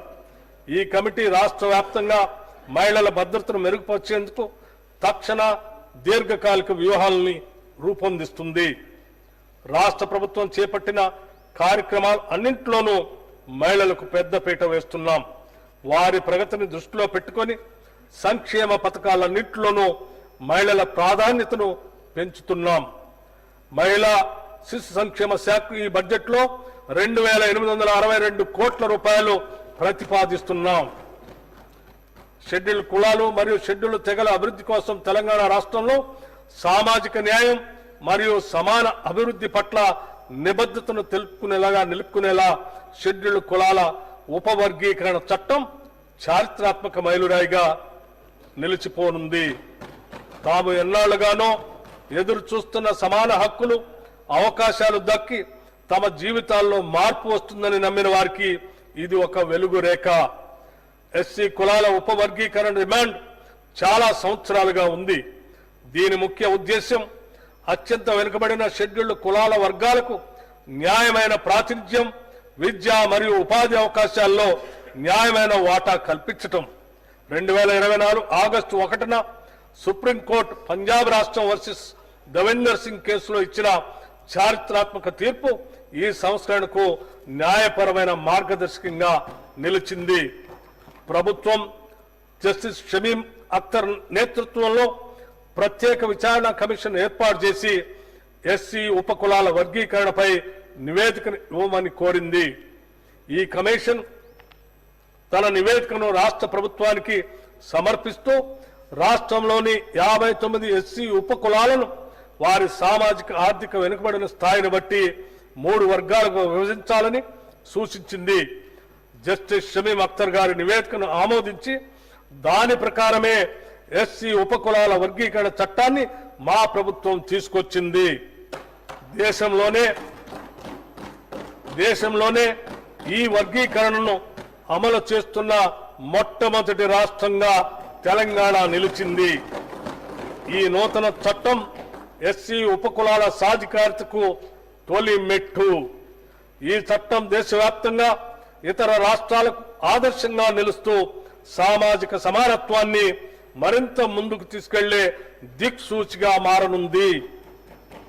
ఆదివాసీల గిరిజనుల వైవిధ్య జీవన విధానాన్ని, వారి హక్కుల్ని కాపాడుతూ వారికి అభివృద్ధి ఫలాలు అందేలా కృషి చేస్తున్నాం. గిరిజన అభివృద్ధి కార్యాచరణ ప్రణాళిక ST-SDF ద్వారా గిరిజన ప్రాంతాల్లో వైద్యం, విద్య, జీవనోపాధి వంటి అనేక కీలక రంగాల్లో అభివృద్ధికి నిధులు కేటాయిస్తున్నాం. అంతేకాకుండా ఈ ప్రాంతాల్లో మౌలిక సదుపాయాలను మెరుగుపరిచి వాటిని సమర్థవంతంగా నిర్వహించడం కోసం ప్రభుత్వం చర్యలు తీసుకుంటుంది. గిరిజన అభివృద్ధి కోసం రాష్ట్ర ప్రభుత్వం మొదటిసారిగా ఇందిరా గిరి జల వికాసం అనే ఒక ప్రత్యేక పథకంతో పోడు భూములు సాగు చేసుకునే గిరిజన రైతుల కొరకు సౌర ఆధారిత పంపు సెట్ల ద్వారా సాగునీటిని అందించాలని నిర్ణయించాం. వచ్చే 4 సంవత్సరాలలో 12,600 కోట్లతో 2.1 లక్షల గిరిజన రైతులకు ఈ సౌకర్యం అందిస్తాం. పోడు భూముల్లో అటవీ ఉత్పత్తులకు సంబంధించిన తోటల పెంపకాన్ని ప్రోత్సహిస్తాం. గత ప్రభుత్వం SC/ST సబ్ ప్లాన్ చట్టం అమలును పూర్తిగా నిర్లక్ష్యం చేసింది. 2023-24 ఆర్థిక సంవత్సరంలో సబ్ ప్లాన్ చట్టం ప్రకారం ఖర్చు చేయాల్సిన నిధుల్లో ఎస్సీలకు చెందిన 13,617 కోట్లు, ఎస్టీలకు చెందిన 1,317 కోట్ల రూపాయలు ఖర్చు చేయకుండా బకాయి పెట్టింది. మా ప్రభుత్వం ఈ చట్టాన్ని తూచా తప్పకుండా అమలు చేస్తుంది. 2025-26 ఆర్థిక సంవత్సరంలో కేటాయించాల్సిన మొత్తానికి అదనంగా 2023-24కి సంబంధించిన బకాయిలు కూడా కేటాయిస్తున్నాం. SC/ST వర్గాల కోసం చేసిన చట్టాలను గౌరవించి వారికి న్యాయంగా చెందాల్సిన నిధుల్ని అందించడం ఈ వర్గాల పట్ల మా ప్రభుత్వానికి ఉన్న చిత్తశుద్ధికి నిదర్శనం. ఈ బడ్జెట్లో షెడ్యూల్డ్ కులాల సంక్షేమంకు 40,232 కోట్ల రూపాయలు మరియు షెడ్యూల్డ్ తెగల సంక్షేమంకు 17,169 కోట్ల రూపాయలు ప్రతిపాదిస్తున్నాం. సమగ్ర సామాజిక ఆర్థిక విద్యా ఉపాధి రాజకీయ మరియు కుల సర్వే సామాజిక ప్రజాస్వామ్యానికి అవసరమైన ప్రణాళికల రూపకల్పనకు మొదటి మెట్టు. మేము చేపట్టిన కులగణన చారిత్రాత్మక అసమానతలను రూపుమాపే లక్ష్యంతో గతంలో ఎన్నడూ చేపట్టని సామాజిక ఆర్థిక విద్యా ఉపాధి రాజకీయ మరియు కుల సర్వేను తెలంగాణ ప్రభుత్వం నిర్వహించింది. కుల ఆధారిత గణన గురించి ఎన్నో దశాబ్దాలుగా డిమాండ్లు కొనసాగుతున్నాయి. సముచిత ప్రాతినిధ్యం మరియు వనరుల సమాన పంపిణీని నిర్ధారించేందుకు ఇది అత్యంత ఆవశ్యకం. ఈ సర్వే రాష్ట్ర చరిత్రలోనే విస్తృతమైన శాస్త్రీయ పారదర్శక డేటా సేకరణ కార్యక్రమంగా నిలిచి మొత్తం 1.12 కోట్ల కుటుంబ వివరాలను సేకరించింది. ఈ సర్వేలో కులం, భూ సంపద, విద్యా స్థాయి, ఉపాధి స్థాయి, రాజకీయ ప్రాతినిధ్యం మరియు ప్రభుత్వ సంక్షేమ పథకాల లబ్ధి వంటి అనేక ప్రధాన అంశాలను సమగ్రంగా సేకరించాం. 96% కవరేజ్తో ఈ సర్వే అత్యంత విజయవంతమైన సామాజిక ఆర్థిక డేటా సేకరణగా దేశంలోనే నిలిచింది.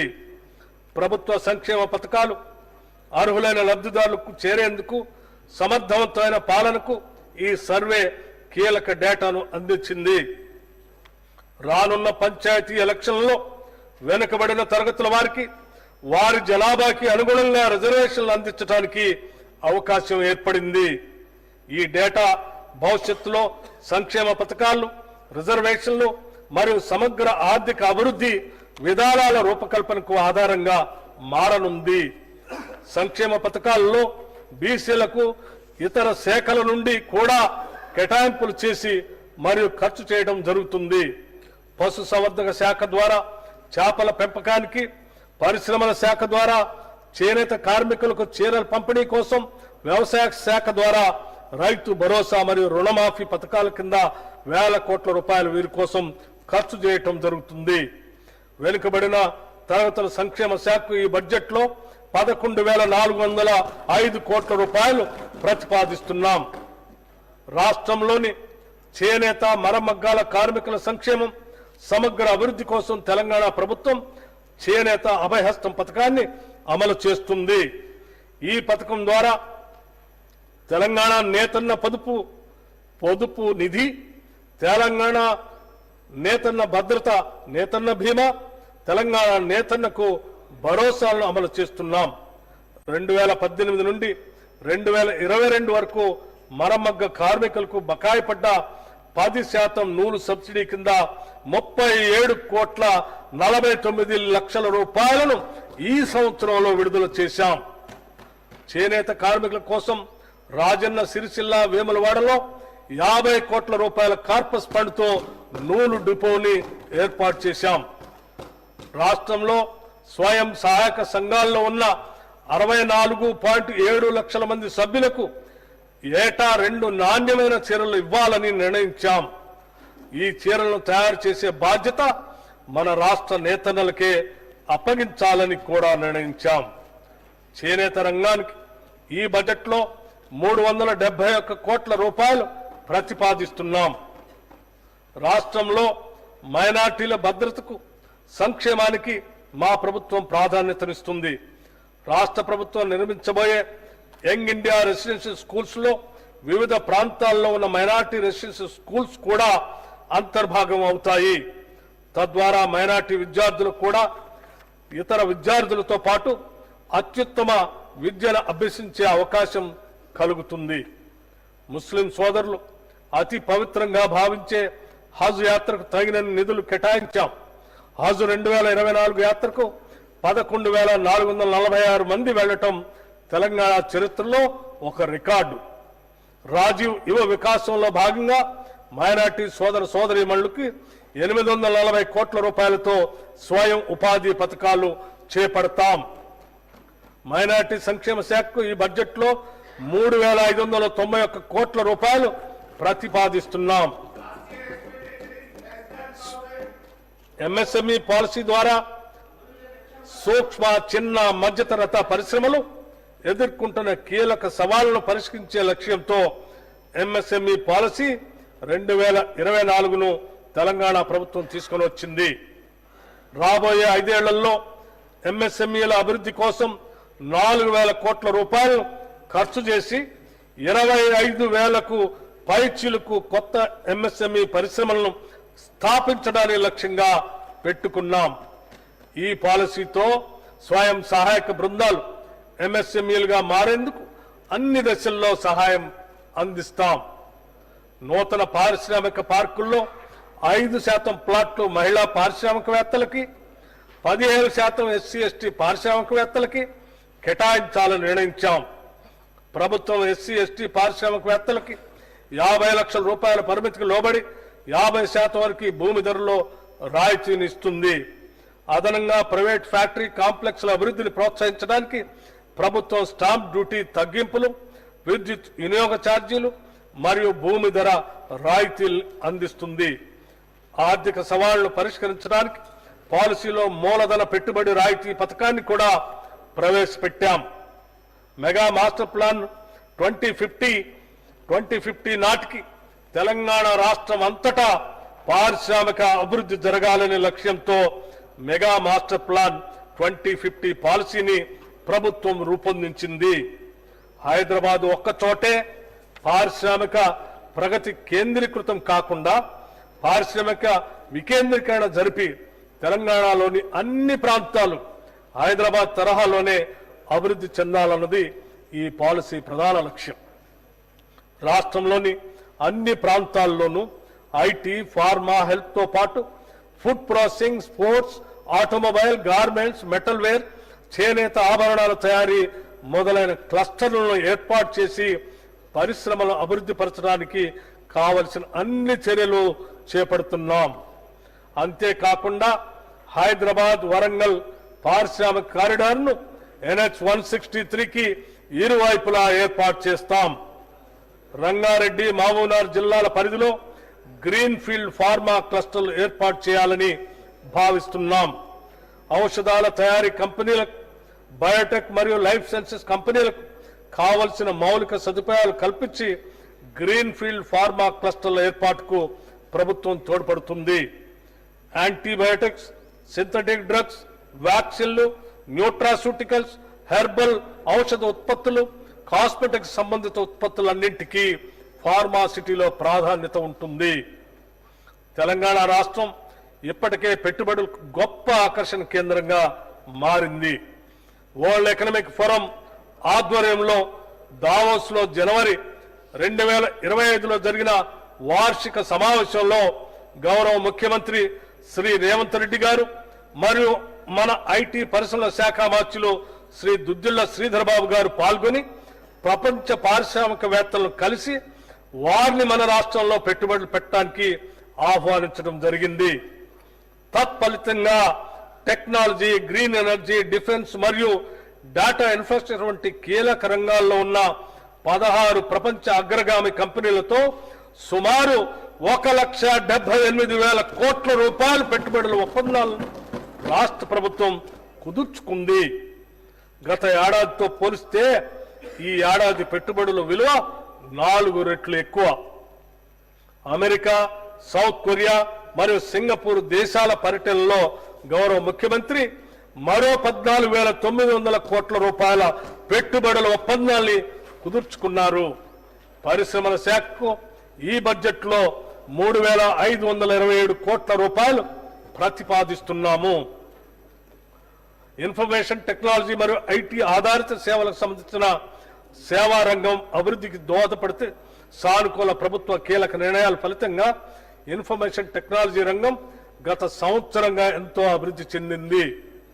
కృత్రిమ మేధ, బ్లాక్ చైన్ వంటి కటింగ్ ఎడ్జ్ టెక్నాలజీలకు ప్రాధాన్యత ఇస్తూ ఆధునిక ప్రక్రియల అభివృద్ధికి ప్రభుత్వం విశేషంగా కృషి చేస్తుంది.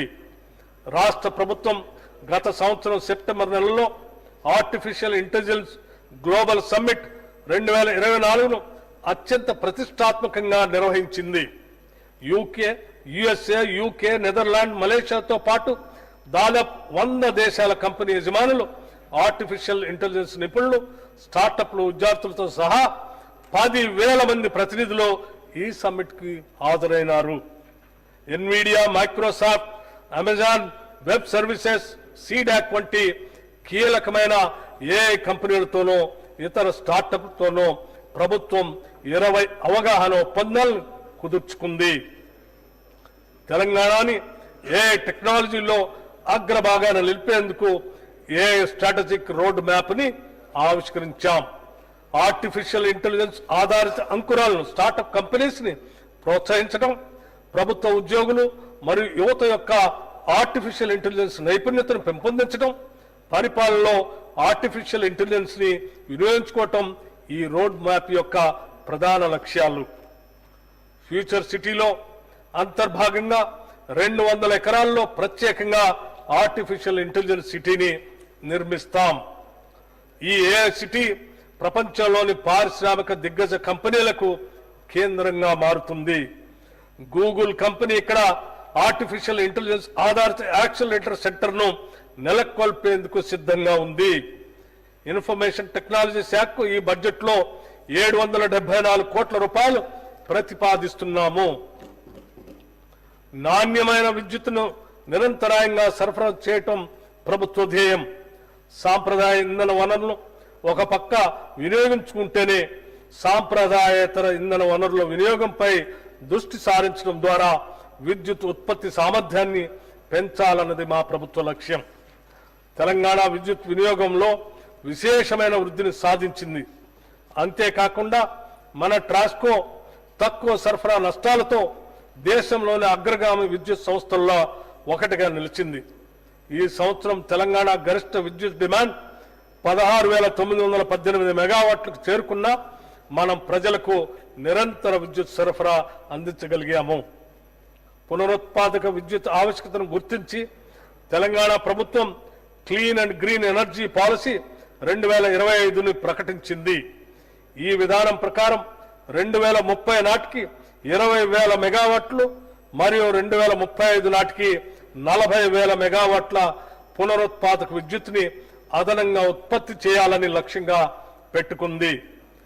గ్రిడ్ స్థిరత్వాన్ని మెరుగుపరిచేందుకు శంకర్పల్లి వద్ద 250 మెగావాట్లు oblique 500 megahertz battery energy storage system ను ఏర్పాటుకు నిర్ణయం తీసుకున్నాం. సింగరేణి సంస్థ, Telangana renewable energy development corporation సంయుక్తంగా జియోథర్మల్ విద్యుత్ ఉత్పత్తిని సాధించడానికి ప్రయత్నాలు చేస్తున్నాం. రైతులకు అందించే ఉచిత విద్యుత్ కోసం రాష్ట్ర ప్రభుత్వం 11,500 కోట్ల రూపాయల సబ్సిడీ రూపంలో విద్యుత్ ఉత్పత్తి సంస్థలకి కేటాయిస్తుంది. అదనంగా గృహజ్యోతి పథకం కింద 200 యూనిట్ల వరకు 50 లక్షల కుటుంబాలకు మరియు రాష్ట్రంలోని 30,000 ప్రభుత్వ విద్యా సంస్థలకి ఉచిత విద్యుత్ అందిస్తున్నాం. ఈ పథకాల కోసం ఈ బడ్జెట్లో 3,000 కోట్ల రూపాయలు కేటాయించడం జరిగింది.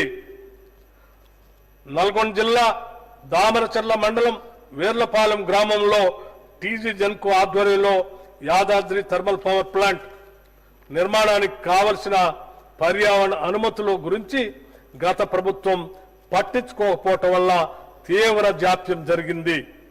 మా ప్రభుత్వం కృషి చేసి అనుమతులు సాధించి 2 యూనిట్ల విద్యుత్ ఉత్పత్తిని ప్రారంభించింది.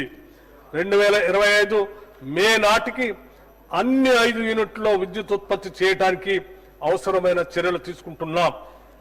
ప్రజలకు మెరుగైన విద్యుత్ సేవలు అందించేందుకు దేశంలో ఎక్కడా లేని విధంగా విద్యుత్ అంబులెన్స్ సర్వీసెస్ ను ప్రభుత్వం ప్రారంభించింది.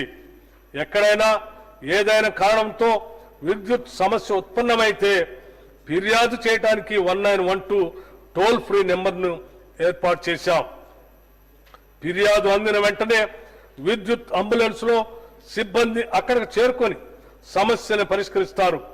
ఈ అంబులెన్స్ లో ఒక అసిస్టెంట్ ఇంజనీర్, 3 లైన్మెన్లు 24 గంటల పాటు అందుబాటులో ఉంటారు. దీంట్లో ఒక ట్రాన్స్ఫార్మర్, థర్మల్ విజన్ కెమెరాలు, కేబుల్స్, రక్షణ పరికరాలు మరియు మరమ్మతుకు అవసరమైన ఇతర పరికరాలు కూడా ఉంటాయి. హైదరాబాద్ లో 57 సబ్ డివిజన్లకు ఒక్కో వాహనం కేటాయించాం. త్వరలో ఈ వినూత్న సదుపాయాన్ని రాష్ట్రమంతా విస్తరిస్తాం. విద్యుత్ శాఖకి బడ్జెట్లో 21,220 కోట్ల రూపాయలు ప్రతిపాదిస్తున్నాం. తెలంగాణ ప్రభుత్వం ఆరోగ్య రంగాన్ని మరింత బలోపేతం చేసేందుకు విప్లవాత్మక సంస్కరణ చేపట్టింది. 2023 డిసెంబర్ నుండి ప్రభుత్వం వివిధ ఆసుపత్రులకి ఆరోగ్యశ్రీ పథకం కింద 1,215 కోట్ల రూపాయలను విడుదల చేసింది. ఇది గత సంవత్సరాల కేటాయింపు కంటే 50% అధికం. దీని ద్వారా 2.84 కోట్ల మంది పౌరులకు నిరంతర వైద్య సేవలు అందేలా చర్యలు తీసుకుంది. జాతీయ ఆరోగ్య మిషన్ కింద మన రాష్ట్రానికి అధిక నిధులు రాబట్టేందుకు వీలుగా మన రాష్ట్ర వాటా క్రమం తప్పకుండా సకాలంలో విడుదల చేసి గతం కంటే ఎక్కువ నిధులు పొందగలిగాం. రాష్ట్ర వ్యాప్తంగా 102 కేంద్రాల ద్వారా ఉచిత డయాలసిస్ సేవలు అందించబడుతున్నాయి. దీని ద్వారా 1,00,000కు పైగా రోగులకు ప్రయోజనం చేకూరి 948 కోట్ల రూపాయల మేరకు ప్రజలపై ఆర్థిక భారం తగ్గింది. ఈ సేవలు మరింత విస్తరించేందుకు వీలుగా 95 కొత్త డయాలసిస్ కేంద్రాలను మంజూరు చేయటం జరిగింది. అత్యవసర వైద్య సహాయాన్ని బలోపేతం చేయడానికి అంబులెన్స్ సేవలు అందుబాటులో లేని మండలాల్లో 136 కొత్త అంబులెన్స్ని ప్రవేశపెట్టాం. వైద్య, విద్య మరియు ఆసుపత్రుల మౌలిక సదుపాయాలు విస్తృతంగా అభివృద్ధి చేస్తున్నాం. నూతన వైద్య కళాశాలలో 400 అదనపు MBBS సీట్లు అందుబాటులోకి వచ్చాయి. అదేవిధంగా 16 నూతన నర్సింగ్ కళాశాలలు మరియు 28 అనుబంధ హెల్త్ సైన్స్ కళాశాలల ద్వారా ప్రతి సంవత్సరం 2,640 మంది విద్యార్థులకి అదనంగా వైద్య విద్యను అభ్యసించేందుకు అవకాశం లభించనుంది. 100 ఏళ్లకు పైగా చరిత్ర గల శిథిలావస్థలో ఉన్న ఉస్మానియా ఆసుపత్రికి తిరిగి పూర్వ వైభవం కలిగించేందుకు 27 ఎకరాల విస్తీర్ణంలో 2,700 కోట్ల రూపాయల వ్యయంతో అత్యాధునిక వైద్య సదుపాయాలు కలిగిన నూతన భవన నిర్మాణానికి శంకుస్థాపన చేశాం. వైద్య ఆరోగ్య శాఖకి ఈ బడ్జెట్ లో 12,399 కోట్ల రూపాయలు ప్రతిపాదిస్తున్నాం. దేశంలోనే అత్యంత వేగంగా పట్టణీకరణ తెలంగాణలో జరుగుతుంది. పలు ఐటీ పరిశ్రమల ఏర్పాటు, మౌలిక సదుపాయాల విస్తరణ, ప్రభుత్వం చేపట్టే విప్లవాత్మక చర్యలు దీనికి దోహదపడుతున్నాయి. హైదరాబాద్ తో పాటు తర్వాత స్థాయి నగరాలైన వరంగల్, నిజామాబాద్, ఖమ్మం కూడా అభివృద్ధి పరుస్తున్నాం. వరంగల్ను విద్య, వైద్య మరియు ఐటీ కేంద్రంగాను, నిజామాబాద్, ఖమ్మంలో వ్యవసాయ ఆధారిత పరిశ్రమలకు తయారీ రంగానికి కేంద్రాలుగా తీర్చిదిద్దుతాం.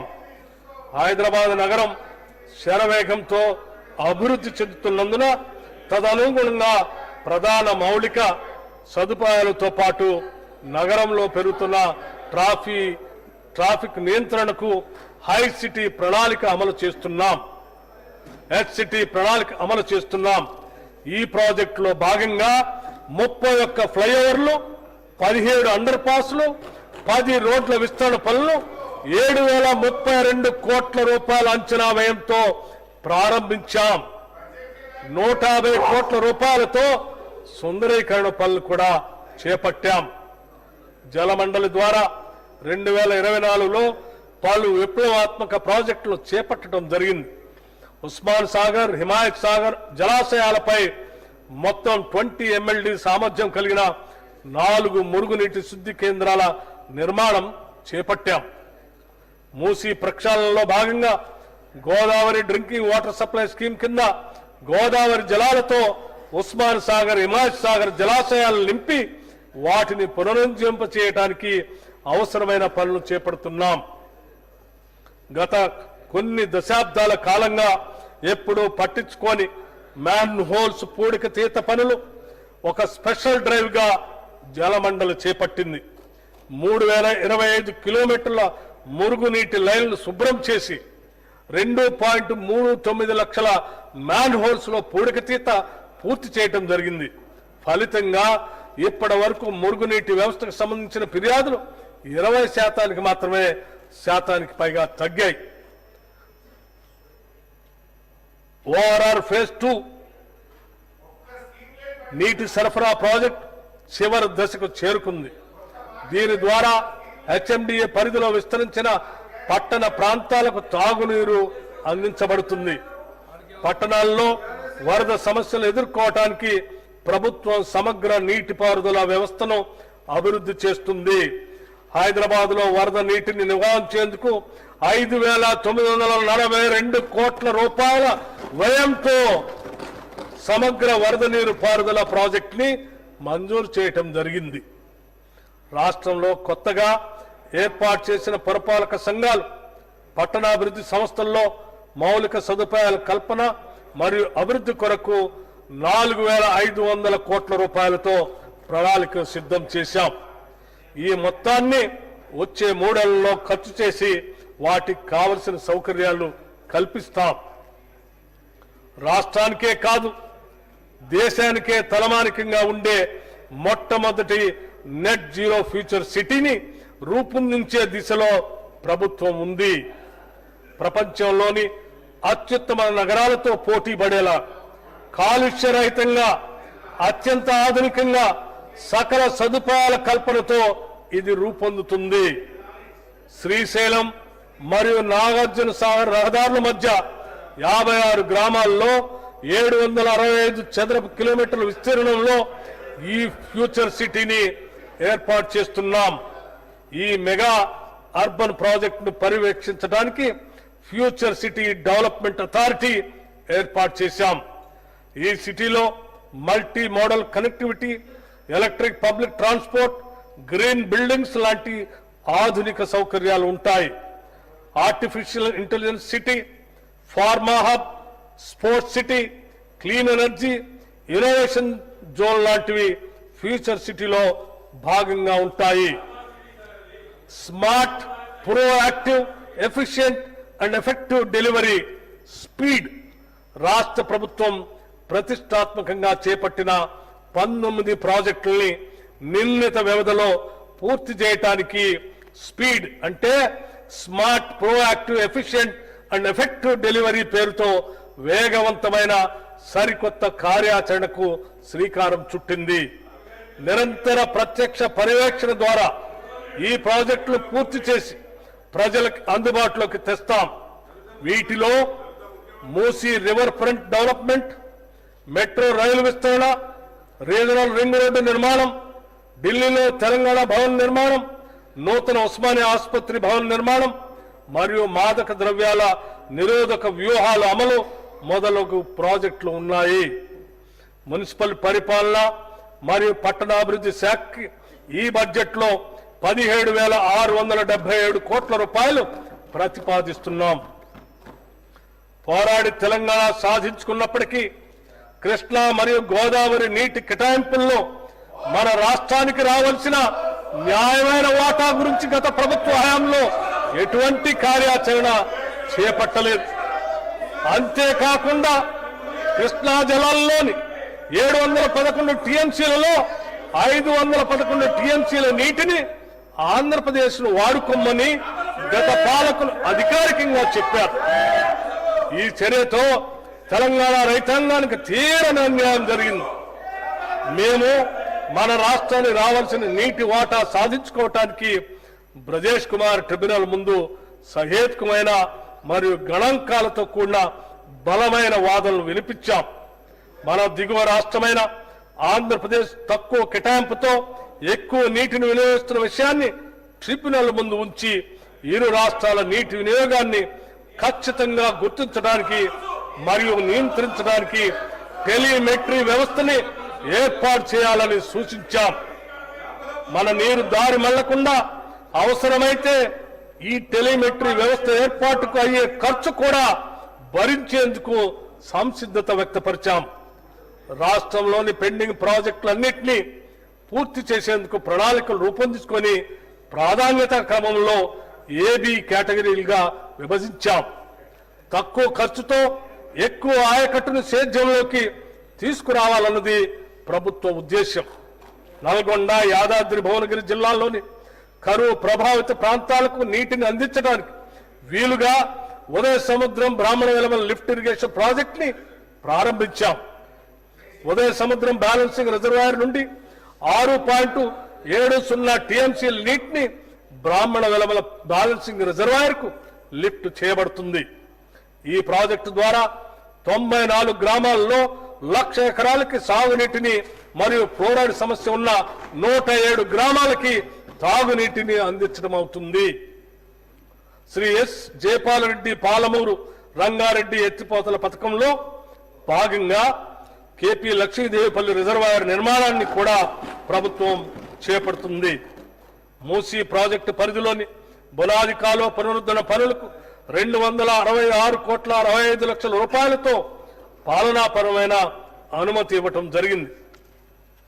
యాదాద్రి జిల్లాలో మూసీ ప్రాజెక్టు కింద బులాదిగాని కాలువతో పాటు పిల్లాయిపల్లి, ధర్మారెడ్డిపల్లి కాలువల పునరుద్ధరణకు ఈ నిధులు ఖర్చు చేయాలని నిర్ణయించాం. నీటిపారుదల శాఖకి ఈ బడ్జెట్లో 23,373 కోట్ల రూపాయలు ప్రతిపాదిస్తున్నాం. తెలంగాణ ప్రభుత్వం హైబ్రిడ్ యాన్యుటీ మోడల్ ద్వారా రహదారుల అభివృద్ధికి నిర్ణయం తీసుకుంది.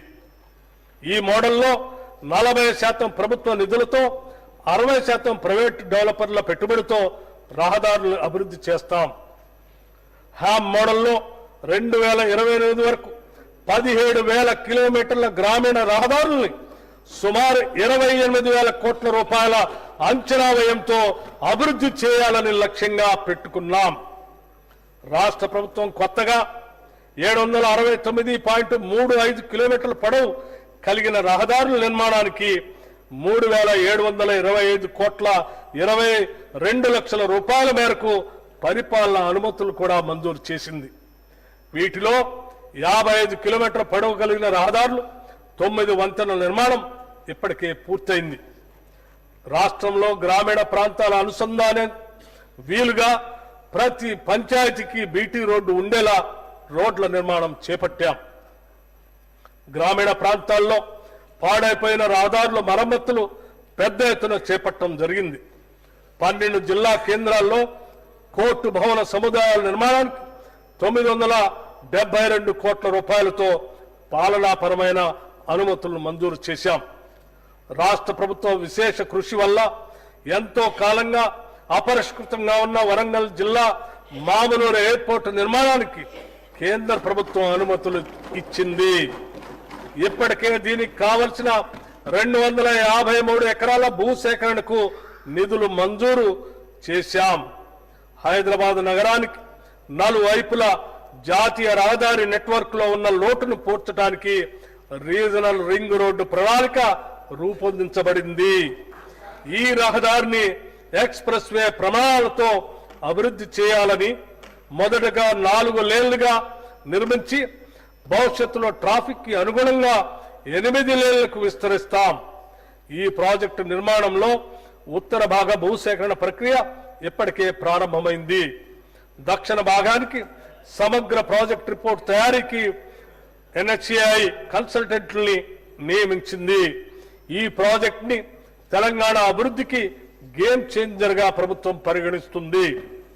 రోడ్డు మరియు భవనాల శాఖ ఈ బడ్జెట్ లో 5,907 కోట్ల రూపాయలు ప్రతిపాదిస్తున్నాం. తెలంగాణ రాష్ట్రంలో పర్యాటక రంగం అభివృద్ధికి ప్రభుత్వం నూతన టూరిజం పాలసీని ఆవిష్కరించింది.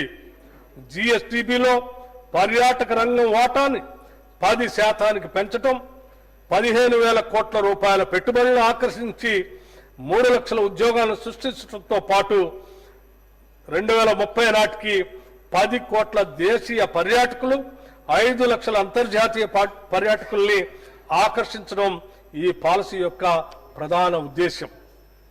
ఈ పాలసీలో భాగంగా రాష్ట్రంలో 27 ప్రత్యేక పర్యాటక ప్రాంతాలను అభివృద్ధి చేయడంతో పాటు రాజీవ్ గాంధీ అంతర్జాతీయ విమానాశ్రయం, రీజనల్ రింగ్ రోడ్ సమీపంలో మౌలిక వసతులను అభివృద్ధి చేయటం జరుగుతుంది.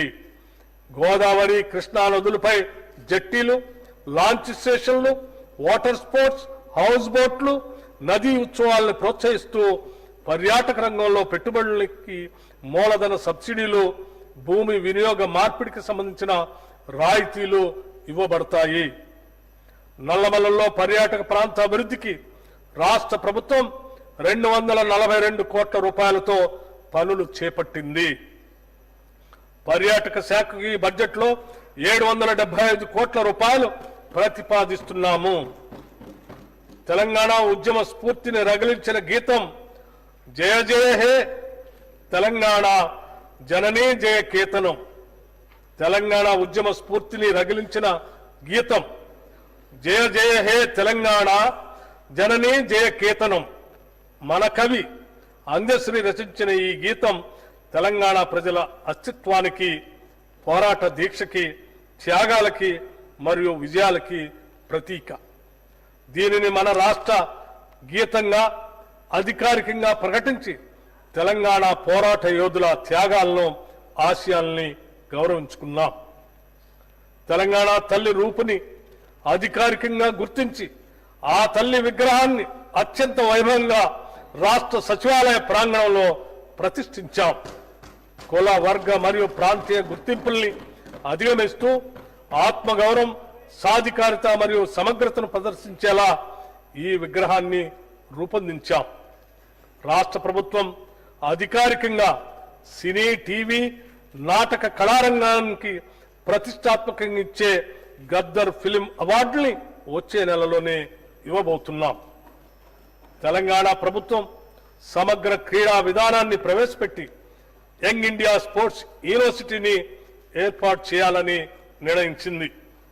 అంతర్జాతీయ ప్రమాణాలతో నిర్మించే ఫ్యూచర్ సిటీలో స్పోర్ట్స్ హబ్ ని ఏర్పాటు చేయనున్నాం. 12 క్రీడల అకాడమీల్ని స్పోర్ట్స్ యూనివర్సిటీలో భాగంగా ఏర్పాటు చేస్తాం. అంతర్జాతీయ స్థాయి అధునాతన మౌలిక సదుపాయాలతో పాటు ఈ స్పోర్ట్స్ హబ్ లో sports science centre, sports medicine సెంటర్లు కూడా అందుబాటులోకి రానున్నాయి. మన రాష్ట్రానికి చెందిన ప్రముఖ క్రికెట్ క్రీడాకారుడు Mohammed Siraj T20 world cup లో రాణించి తెలంగాణ రాష్ట్రానికి కీర్తి ప్రతిష్టలు తీసుకొచ్చారు. వారిని రాష్ట్ర ప్రభుత్వం సత్కరిస్తూ DSP ఉద్యోగంతో పాటు జూబ్లీహిల్స్ లో 600 చదరపు గజాల ఇంటి స్థలాన్ని కేటాయించింది.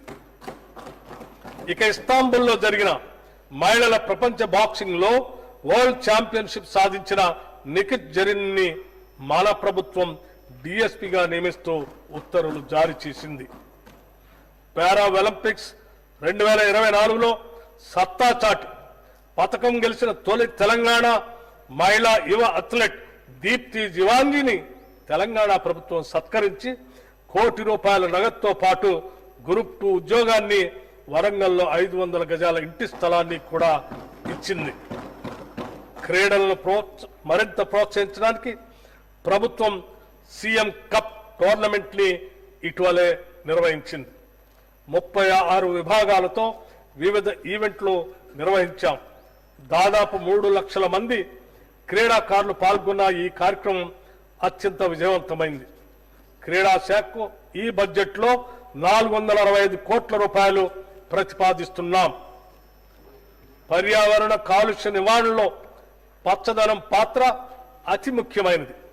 రాష్ట్రంలో 20 కోట్ల మొక్కలు నాటాలని అతి భారీ లక్ష్యంతో వజ్రోత్సవం, వన మహోత్సవం కార్యక్రమాన్ని మా ప్రభుత్వం చేపట్టింది. ఇప్పటి వరకు 18.71 కోట్ల మొక్కలు నాటడం జరిగింది. కవ్వాల్ టైగర్ రిజర్వ్ భాగంలో ఉన్న 2 గ్రామాల ప్రజలకు పునరావాసం కూడా కల్పించాం. తెలంగాణ అటవీ అభివృద్ధి సంస్థ ఆధ్వర్యంలో అమరాబాద్లో అటవీ అతిథి గృహాల అభివృద్ధి, సఫారీ సేవలు, ట్రెక్కింగ్ మార్గాలు, సోమశిల వద్ద బోటింగ్ మరియు క్యారవాన్ క్యాంపింగ్ సదుపాయాల కల్పన చేపట్టాం. భవిష్యత్తులో రాష్ట్ర వ్యాప్తంగా 18 ప్రాంతాలను ఎకో టూరిజం కేంద్రాలుగా పర్యావరణ హితం, వన్యప్రాణుల సంరక్షణ నిబంధనల మేరకు అభివృద్ధి చేస్తాం. తెలంగాణ అటవీ విస్తరణం ప్రస్తుతం 24.05% నుంచి 33% వరకు పెంచేలా జాతీయ అటవీ విధాన లక్ష్యాలకు అనుగుణంగా ప్రభుత్వం చర్యలు తీసుకుంటుంది.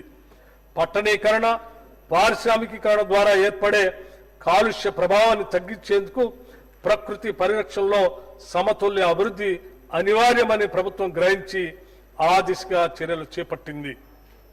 అడవులు మరియు పర్యావరణ శాఖకు ఈ బడ్జెట్లో ₹1023 కోట్ల ప్రతిపాదిస్తున్నాము. మా ప్రభుత్వం తెలంగాణ ప్రజల మనోభావాలను గౌరవిస్తూ యాదాద్రిని తిరిగి యాదగిరి గుట్టగా ప్రకటించింది. యాదగిరి గుట్ట దేవాలయ విమాన గోపురానికి మొత్తం 65 కిలోల బంగారంతో తాపడం పనులు పూర్తి చేసి సంప్రోక్షణ మహోత్సవ నిర్వహించాం. తిరుమల తిరుపతి దేవస్థానం బోర్డు తరహాలో యాదగిరిగుట్ట టెంపుల్ బోర్డుని ఏర్పాటు చేస్తున్నాం. మహబూబ్నగర్ జిల్లా అమ్మాపురంలోని కురుమూర్తి దేవాలయం అభివృద్ధిపై రాష్ట్ర ప్రభుత్వం ప్రత్యేక దృష్టి సారించింది. 110 కోట్ల రూపాయలతో ఘాట్ రోడ్డు నిర్మాణం, ఇతర అభివృద్ధి పనులు ఇప్పటికే మొదలయ్యాయి. రాష్ట్రంలోని ప్రసిద్ధ పుణ్యక్షేత్రమైన బాసర శ్రీ జ్ఞాన సరస్వతి అమ్మవారి ఆలయం ఆధ్వర్యంలో గోదావరి నది హారతి కార్యక్రమాన్ని ప్రారంభించాం. దక్షిణ కాశీగా గుర్తింపు పొందిన వేములవాడ అభివృద్ధికి ఇప్పటికే ₹100 కోట్ల మంజూరు చేశాం. దానికి సంబంధించిన పనులు త్వరితగతిన పూర్తి చేస్తాం. దేవాదాయ శాఖకు ఈ బడ్జెట్లో ₹190 కోట్ల ప్రతిపాదిస్తున్నాం. న్యాయం మరియు చట్ట వ్యవస్థ పరిరక్షణ అనేది రాష్ట్రంలో అభివృద్ధి మరియు సంక్షేమ కార్యక్రమాల అమలుకు అత్యంత ఆవశ్యకం. ప్రభుత్వం ప్రధానంగా టెక్నాలజీ ఆధారిత పోలీసింగ్ పై దృష్టి పెట్టి పౌరులకు పారదర్శకంగా మరియు స్నేహపూర్వకంగా వేగవంతమైన మరియు సమర్థవంతమైన సేవలు అందించేందుకు అవసరమైన మౌలిక సదుపాయాల్ని అభివృద్ధి చేస్తుంది. నిరంతరాయంగా బాధ్యతాయుతమైన విధులు నిర్వహించే పోలీసు ఉద్యోగులు తమ పిల్లల చదువుల విషయంలో నిశ్చింతగా ఉండటానికి గాను సైనిక స్కూళ్ల మాదిరిగా రంగారెడ్డి జిల్లా మంచిరేవుల గ్రామంలో యంగ్ ఇండియా పోలీస్ రెసిడెన్షియల్ పాఠశాలను అంతర్జాతీయ ప్రమాణాలతో కూడిన మౌలిక సదుపాయాలతో, క్రీడా ప్రాంగణాలతో, వసతి సౌకర్యాలతో ఏర్పాటు చేస్తూ ఉత్తర్వులు జారీ చేశాం. ఈ పాఠశాలలో పోలీసు పిల్లలతో పాటు పోలీస్ అమరవీరులు, అగ్నిమాపక, ఎక్సైజ్, స్పెషల్ ప్రొటెక్షన్, జైళ్ల విభాగాల్లో పనిచేసే వారి పిల్లలకు కూడా ప్రవేశం కల్పిస్తాం. క్షేత్రస్థాయిలో అత్యంత కీలకమైన హోంగార్డులు రోజువారీ వేతనాన్ని 921 రూపాయల నుండి 1000 రూపాయలకి పెంచాం. సహజ మరణం లేదా విధి నిర్వహణలో ప్రమాదవశాత్తు మృతి చెందిన హోంగార్డుల కుటుంబాలకి 5 లక్షల రూపాయల ఎక్స్గ్రేషియా అందజేస్తున్నాం. దీని ద్వారా వారి కుటుంబాలకు ఆర్థిక భరోసా కలుగుతుంది. డ్రగ్స్ రహిత తెలంగాణ సాధించే కార్యాచరణలో భాగంగా రాష్ట్ర ఐటీ డిపార్ట్మెంట్ మరియు తెలంగాణ యాంటీ నార్కోటిక్స్ బ్యూరోల భాగస్వామ్యంతో మిత్రా యాప్ను రూపొందించడం జరిగింది. మాదక ద్రవ్యాలు వినియోగించే విద్యార్థులలో కనిపించే ప్రవర్తన లక్ష్యాలను ప్రాథమిక దశలోనే గుర్తించేందుకు తల్లిదండ్రులు మరియు ఉపాధ్యాయులకు ఈ యాప్ సహాయపడుతుంది. ఇది కృత్రిమ మేధ ఆధారంగా పనిచేస్తుంది. ప్రస్తుతం హైదరాబాద్ పరిసరాల్లో ఉన్న 1000 పాఠశాలలకు దీని ద్వారా సేవలు అందుతున్నాయి. త్వరలోనే దీన్ని రాష్ట్ర వ్యాప్తంగా విస్తరింపజేస్తాం. మాదక ద్రవ్యాల నియంత్రణ విషయంలో మా ప్రభుత్వం అత్యంత కఠినంగా వ్యవహరిస్తుంది. మాదక ద్రవ్యాలకు సంబంధించిన నేరాల్లో ఉన్నవారు ఏ స్థాయిలో ఉన్నా ఉపేక్షించక వారిపై ఉక్కుపాదం మోపుతాం.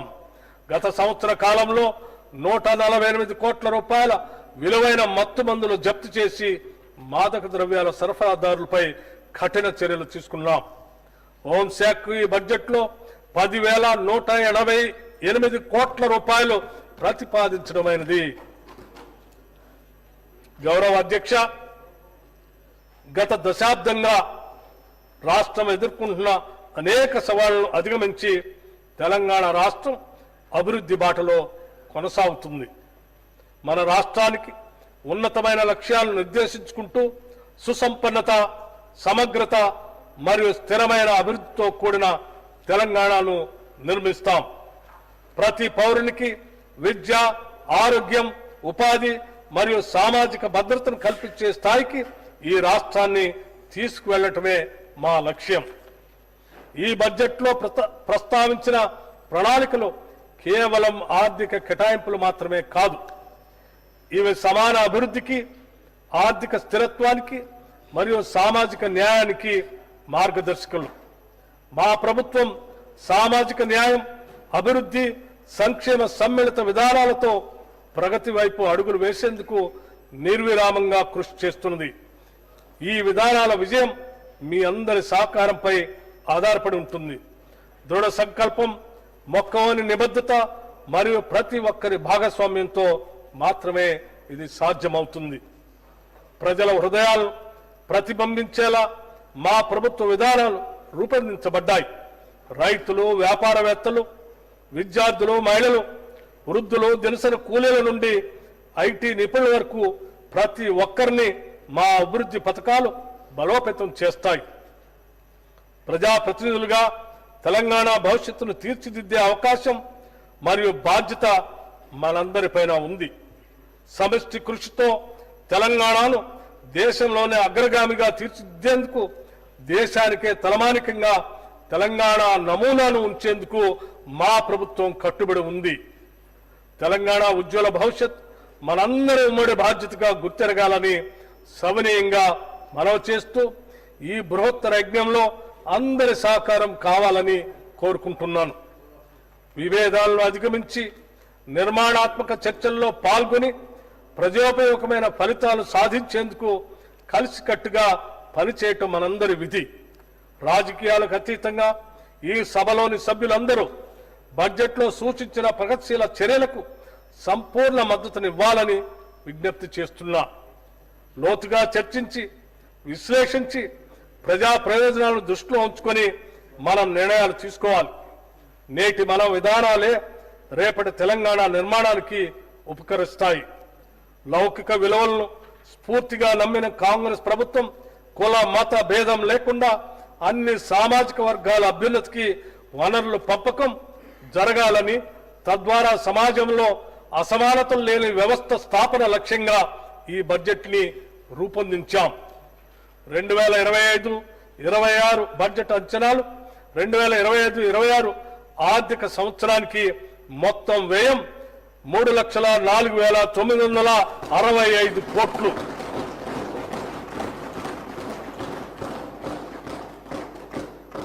రెవెన్యూ వ్యయం 2,26,982 కోట్లు. మూలధన వ్యయం 36,504 కోట్లుగా ప్రతిపాదిస్తున్నాను. 2025-26 సంవత్సరపు బడ్జెట్ ప్రతిపాదనను పరిశీలన, చర్చ మరియు ఆమోదం కోసం ఈ సభకు సమర్పిస్తున్నాను. తెలంగాణను ప్రగతి బాటలో నడిపేందుకు మీ అందరి మద్దతును హృదయపూర్వకంగా ఆశిస్తున్నాను. జై హింద్, జై Telangana. The annual financial statement budget for the financial year 2025-26 is presented. The House is urgent to meet again at 10 a.m. on Friday, the 21st March 2025.